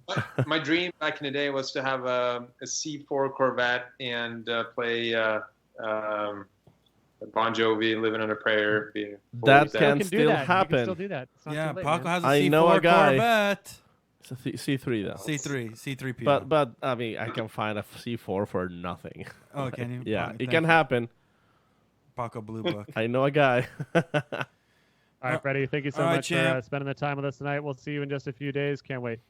Absolutely. Take care, guys. All right, see you, buddy. Thanks for the time, Bye, bro. champ. Bye. Thank you. All right, Bye. champ, what do we call him? We're calling him now? Champ Champ. Champ. All right, champ. We call him Champ Champ. Champ, champ. Hey, champ. Chimmy champ. I think he's gone. Can we call this last little jerk butt we got a call here? Try. Can you try to call him, Sam? I got to call him. Yeah, because we never got his contact. Oh, let me send it to you. We'll talk for a second here because I don't know. Okay, send it to me real quick. Maybe we can have him help us sign us out. Yeah, Yeah. we'll definitely sign us out. We'll talk to him for just a hot minute, and we'll say goodbye. He sent me just a bunch of numbers. So I don't know if that's gonna work for us. But anyways, I just sent it to the Facebook group. All right, 1 sec. Corey, who's been your favorite guest so far? Well, before we went live, we had Hulk Hogan. We did have Hulk Hogan on. We had Jimmy Buffett was here. Jimmy Buffett was probably my like- favorite. I forgot about that. Yeah, he was talking about the parrot heads and Yeah, talking and a lot. drinking beers at 5:00 somewhere. That was probably one of the most special conversations I've had. It's such a bummer we forgot to record. Yeah, Thanks, Brian. damn it. Big Balls forgot to record Jimmy Buffett and Balls Hulk forgot to record Hogan. Jimmy Buffett and Hulk. Do you know And what? actually, we talked to June for a quick. June second Main there. called. Yeah, he was asking us if we were going to come to his restaurant and have some pho. So hopefully we'll be Is he able in to. the pho restaurant? I think he's in the pho biz, dude. I think he's totally in the pho love biz. pho. Let's see here. Paco, do those digits work for y'all? Paco's over there in Big Balls' studio. It looks like they're crunching some numbers. Why did they? I don't know. They're doing the math. They pulled I out a think this is our, calculator. this is our longest show ever. I know. There's so many guests. There's so many good people to talk to in so little time. I've been editing the whole time though, so that's And I was supposed to good. be I'm not- working on my car right now. Why do you have to work on your car? You're not Because driving. but do you know what? From there, I got to do Hoonigan things, and then I got ready for SEMA, and I don't know if the car's gonna be coming back to Arizona, Samuel. So I understand we are going for the record here now. Looks like Balls is actually getting sleepy. We also had the most guests we've ever had. That's a Yeah, no, this is great. I love it. I love the 5-second zingers from everybody. I love when Forsberg told Paco to eat his dick. That was my favorite part. That Okay, was probably that's- my favorite part of the whole episode. But I'll be seeing you. I haven't seen you for a little bit. You didn't go to Texas, so we missed you there. It's terrible. So, Paco, what's the scoop? It's a no-go? Ringing. It's ringing. Let's see if he answers. Look at that handsome boy. Hello. Oh, no. hello. Perfect Uncle timing. Sam, man, you look good, dude. Oh, shit. Shut the. Yeah, you see Sam. the It was- Aasbo was just commenting on my situation here. Why don't I have any of that? Why don't you pull up your video feed? We'll double check. We'll Yeah, let's check it out, shall we? Can you put your video? Hit the video button on your phone or your computer, whatever you're on. How do I do that? tap Oh, the I little got it. camera Okay, icon. Yeah, I clicked the wrong one. Do you have someone helping you, dude? Yeah, Loose Neck was just helping. There you go. Oh, Hey, there he is. Well, there's that guy. I've seen that guy Moose before. Who's Moose Knuckle? Yatta. Moose Knuckle, Oh. that's even better. Oh my god, that's way better. You from now on are Moose Knuckle. Moose Knuckle. you have been knighted, Sir Moose Knuckle. We have on the line the dozer, the whole dozer, Dylan Hughes, currently gunning for the Pro 2 championship in his rookie year of Pro 2. is the reason why Corey's not running this year because Yep. Corey got so afraid. I was that fucking terrified, Dylan. You heard that Dylan was coming to FD. The and he's like, Dildozer was "Fuck coming this." in. I'm going out. That's my motto. Fuck this. Well, When Dildozer comes in, you better go out. What I heard. Yeah, Corey's- Corey's coming back. Nah, I don't know, boys. You've already decided. You decided it's not honey again. We had a talk in St. Louis, but I like to see a change of heart. Yeah, see, I'm waiting for Dylan to go up to Pro 1, and then I could try to squeak in and get in his spot in Pro 2. That's probably the safest move. There's only room for one big cat here right now, and Dylan has it. Wow. Second biggest cat, apparently.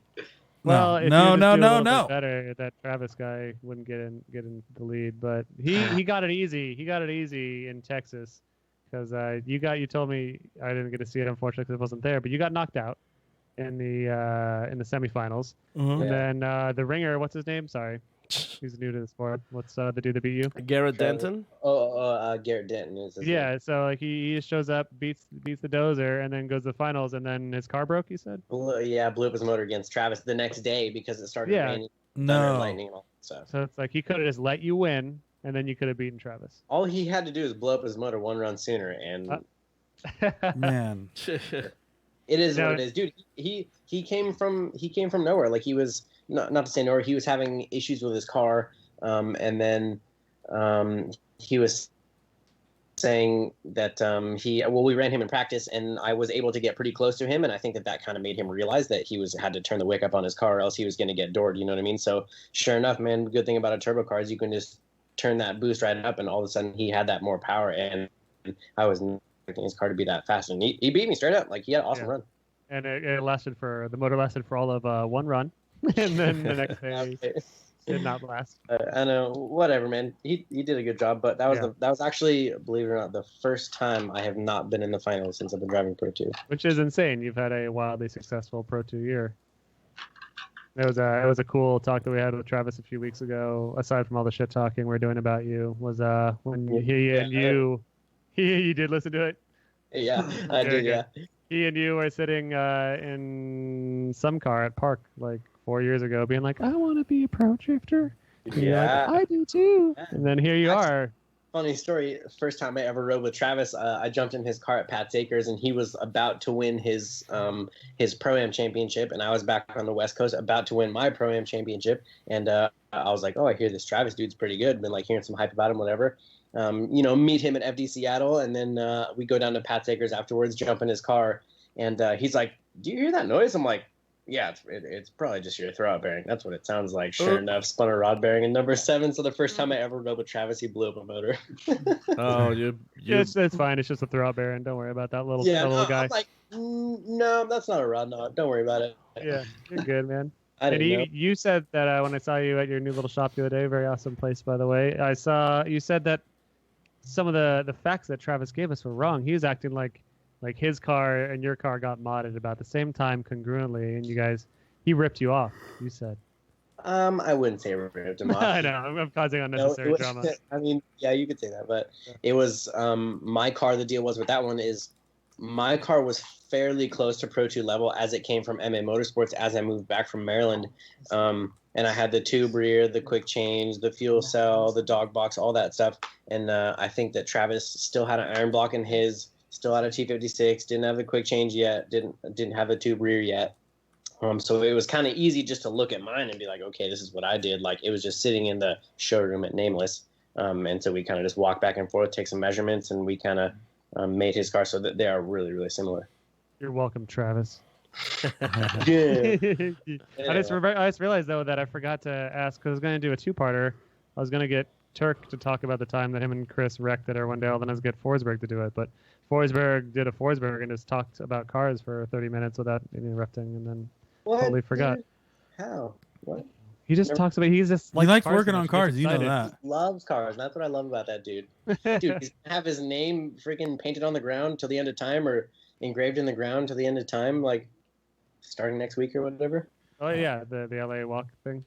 Until the end of time, dude. The world's gonna be nuked, It's so and cool. it's just gonna be roaches, and then Chris Forsberg's name shall live on the dirt. That's it, dude. That's it. How's it been having Chris as a spotter? Everyone's been saying that's the only reason why you're good. That's the word. That's the word up in the spotters booth. I mean, nothing to complain about, dude. I mean, he's. He took a shitty driver, man. Good. Well, yeah.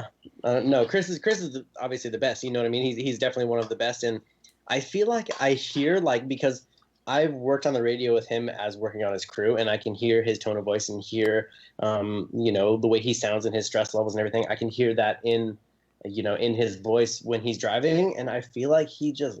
I don't know, maybe I'm wrong, but I really feel like he enjoys spotting. He gets when I do a sick run or I door somebody good, and he's just sick, and I'm like, I don't know. I just feel like he likes it. I asked him the other day, I'm like, hey, do you like doing it? He's like, besides it tightening up my schedule a lot, yeah, I really do like it. I'm like, interesting. Yeah, I could see that. He really just, of course, he likes everything revolving around the sport and around the cars, and you and him share a pretty fun, unique dialogue with each other that I like listening in on when I can. So it's always a good time. Cool. Have you ever straight up told him no?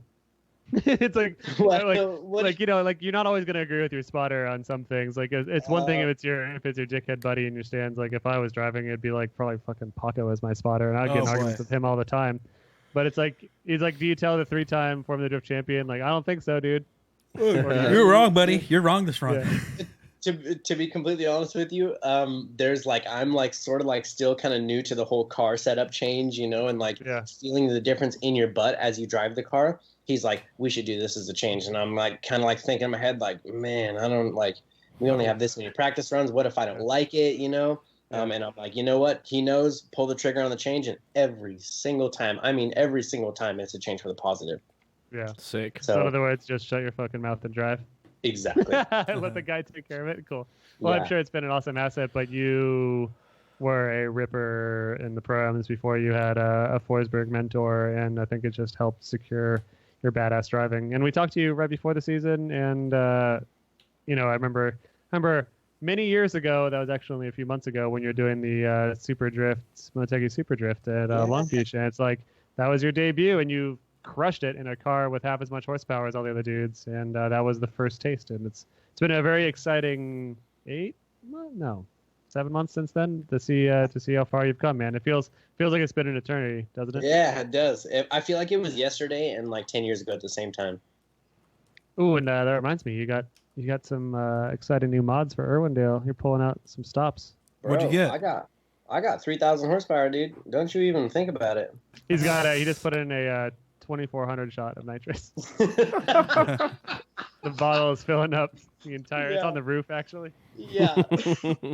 It's one of those big, huge propane cylinders for your house. It's 150 gallons. I just have that on the roof as a big bullet. Like a spaceship. Yeah. It looks like the Oscar Mayer Wienermobile. Yeah. Exactly. Nice. Yeah. So we went to the dyno today. Everything went very, very well. A couple little hiccups at the beginning, but dude, I'm just pacing around like a stressed out psychopath, man. I hate the dyno. It's just, I had a bit of something happened to the engine the day before I have to load into the event, dude. I would be crushed, so. Well, Corey's never had a problem on the dyno. No, never. Yeah. It's I don't think anybody's ever had a problem. You don't even worry about the dynos. Usually that's when the car's the safest because everything's new. New things new, don't break. All you're doing is redlining it and running it really hard in a zero air environment. Yeah, exactly. So it actually went really well, and I'm feeling pretty confident. It made some pretty good power. Maybe not quite what I mentioned online, but that's neither here nor there. What did you mention online? 900 over 9. I said it made 980. Oh, that's a lie. It did not, but it's fun. You were boasting. All right. Well, I was flexing a little bit. I probably got 30 DMs, and people were like, "No way, dude! What'd you do to that thing?" I threw another 50 shot on her. Nice. Woke her up a bit. Well, you heard it here first. Dylan's a liar, so that's cool. Well, guess we don't talk to liars anymore, so let's wrap up the show, boys. Wrap it up. Cool, right? It's gonna go back to chugging my Moscow Mule, all right? Is that what it is? A Moscow Mule? You're ruining it. That red cup. You don't need the copper cup. Yes, you do. It's a chemical reaction. Moscow Donkey. It's an American version. The copper cup is all talk, man. Have you ever touched on your teeth? It hurts, and it's weird. That's what it causes. That the copper creates that a little bit acidity of electricity. You ever put 50 cents of pennies in your mouth? It doesn't feel good. All right? That's a lot of pennies. Yeah. Sometimes do a test, Paco. Just empty out an entire Make a video of bankroll. it. I'll watch it. Yeah. Moscow Mule, just sipping on some pennies. What I usually do is I'll wait outside the coin star. I'll be like, "Yo, motherfucker, give me all that change. I'll give you $1, a nice crisp $1." I do, and then I suck on those pennies. Good luck. Too bad they're not made out of copper anymore. Later. Mm-hmm. There's a lot of opportunity for pennies in the mouth. There days. is. There's a lot of pennies out there, dude. They're out there. Yeah. There's a lot of pennies. There's Get your always hands on 'em. there's always a pennies, just a bunch of pennies just waiting to What be. did you say, Paco? Paco said there's a bunch of pennies. There's always a bunch of pennies just waiting to be Bunch of sucked. pennies to put in your mouth. Yeah. 50 penises in Paco's To be mouth. sucked, yeah. I think that's an episode title. We've had 50 like 7 penises. guests on this show. I don't really know what else to call this episode other than there's a bunch of pennies to put in your mouth.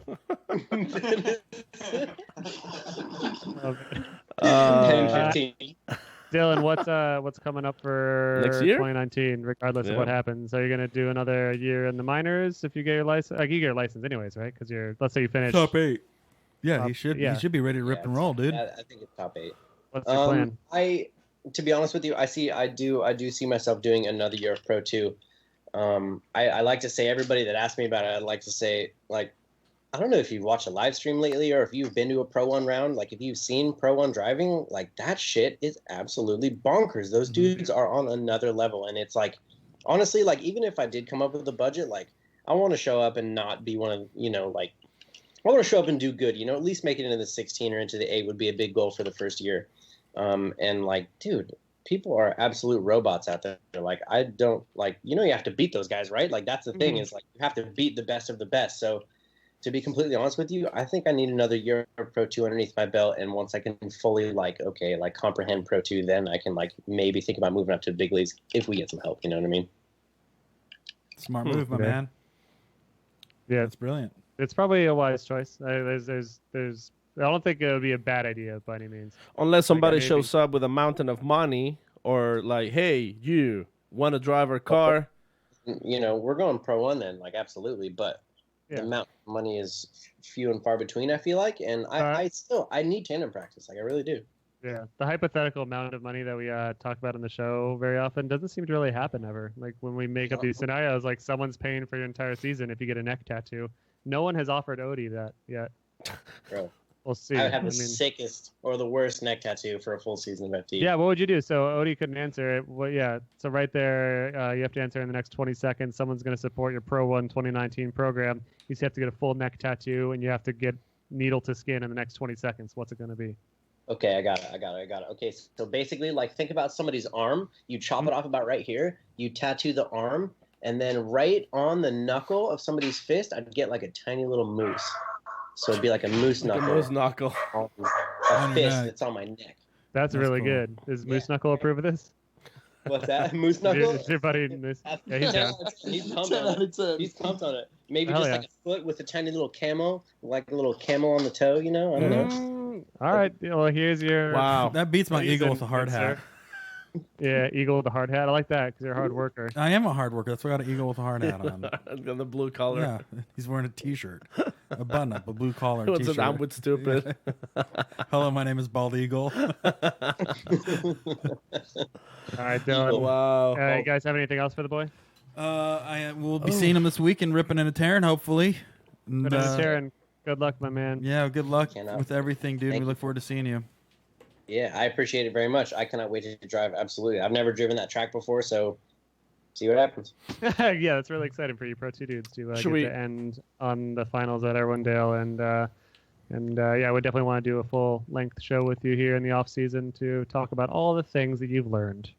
Oh, man. Should we have Dylan help us send the show? Yeah, I might as well send it off to Dylan here. We've been on for 15 hours. Don't hang up yet because we have a super. I guess this is the last super chat question from Paul Belichkov. Dylan, what chassis is next for you after the S13? I mean, I think for me to switch out of my S chassis, I'd probably have to crash it like real hard. So if and when maybe that happens. I actually drove a E46 lately that had a whole bunch of power and a quick change and a good trans, and my buddy AJ Muss has a really sweet one. And I drove that one, and it was only a balcony at Willow Springs in California, but I was extremely impressed with the feeling of the trailing arm setup on the rear of that car, and like the front steer rack and still the McPherson strut. Like I loved everything about the way that it drove. So honestly, like if I total my car at Irwindale, hopefully it doesn't happen, but whatever, like I would probably fire up an E36 or an E46 to be honest. Yeah, man. Well, all you have to do is loan your car to Tuerck. Just be like, hey man, do you want to take us for a test drive, see how it runs? And then he can just yard sale it for you. Just warm up the tires, that's it. Yeah, they're just going to do a little quick warm up. It'll be fine. Nice. All right. Well, Dylan, maybe why don't you thank some of our sponsors? AEM Intakes, that's a shared sponsor. We got them, right? Dude, Chris Mady, my boy. Yeah, Love so it. AEM Intakes will sponsor the show. Thank them for us, Dylan, please. Say thank you. Thank you, AEM Intake. Love you guys. 2F Performance. You guys love you. They're not a sponsor of the show. Oh, They're fuck not them. sponsored. No. Take that back. Hey, I can hear Paco right now. So Yeah. But he doesn't sponsor Maximum Driftcast. Well, That's a 64,000 I mean, bucks. I'm still paying for everything in the studio that's not in my house. No, but, 64 grand. That's for a hot spot. So, well, thanks, All right, Dylan, for the shout out. Dylan, you also are sponsored by Nexon Tire. Nexon Tire, absolutely, yeah. Thank you, Nexon Tire. they fucking They're rip. sponsor of the Fantastic tires, podcast. love them. Yeah, Nexon's Thank you. rip. You are not sponsored by Motegi. so shut your ears. Yeah, plug your ears. Thank you, Motegi, for making the best wheels in the world. And thank We you for want to being part of thank the show. Motegi. Thank you Support for the show. Yep. And we also want to thank our Patreons. Our Patreons. Patreons, yeah. Ooh, and today the auction, the Become a Guest That's Host right. on the podcast auction has ended. We still Do don't. We still don't know who won. We're waiting for. We don't know who won yet. Waiting for It's Formula locked Drift out for to us. let us know. But It was almost $700. $665. It was $1 from being the 666. $1 short of the devil's number. Yeah. Yep, sold for Can I $665. to that? Can I do that? Just... Yeah, we'll pretend. I'll make whoever won give us $1 more just to really even it out. But yeah, I'm excited for that. We're gonna find out his or her favorite guest and try to get him on the show, and there'll be a guest host here sometime coming up. And thanks for tuning in. We will hopefully see all of you at Irwindale this weekend. I'm sure every one of you is coming. If you've listened to this episode and you've still listened this long, you've got to be into drifting. You're probably going to be at Irwindale. So Yep. Can't wait to see you. Dylan, are you going to RS tomorrow morning for car coffee thing? You're pretty far away. Jeez, man. No, I'm not. I got to go load into the track. Oh, yeah. You got to go drive your drift car. Forgot about that. Yeah. Unfortunately, I'm not going to make it. Sweet. Well, I will see you at the track then. Cool. All right, buddy. Catch you later. Thank you, All guys. right, Dello. Thanks See everybody ya. for tuning in. We went on for 3 hours and 15 minutes. So Longest episode ever. We'll see you Pretty guys much. later. So See you guys everybody, later. My favorite part, Dylan, was when Forsberg told Paco to eat his dick. Ooh. Yeah, it was good. stellar. Damn it. All right, guys. That's Have the a title of good the night. episode. And We'll we'll see see you you at next Irwindale. week. Later, everyone. All right, boys. Later. Bye bye.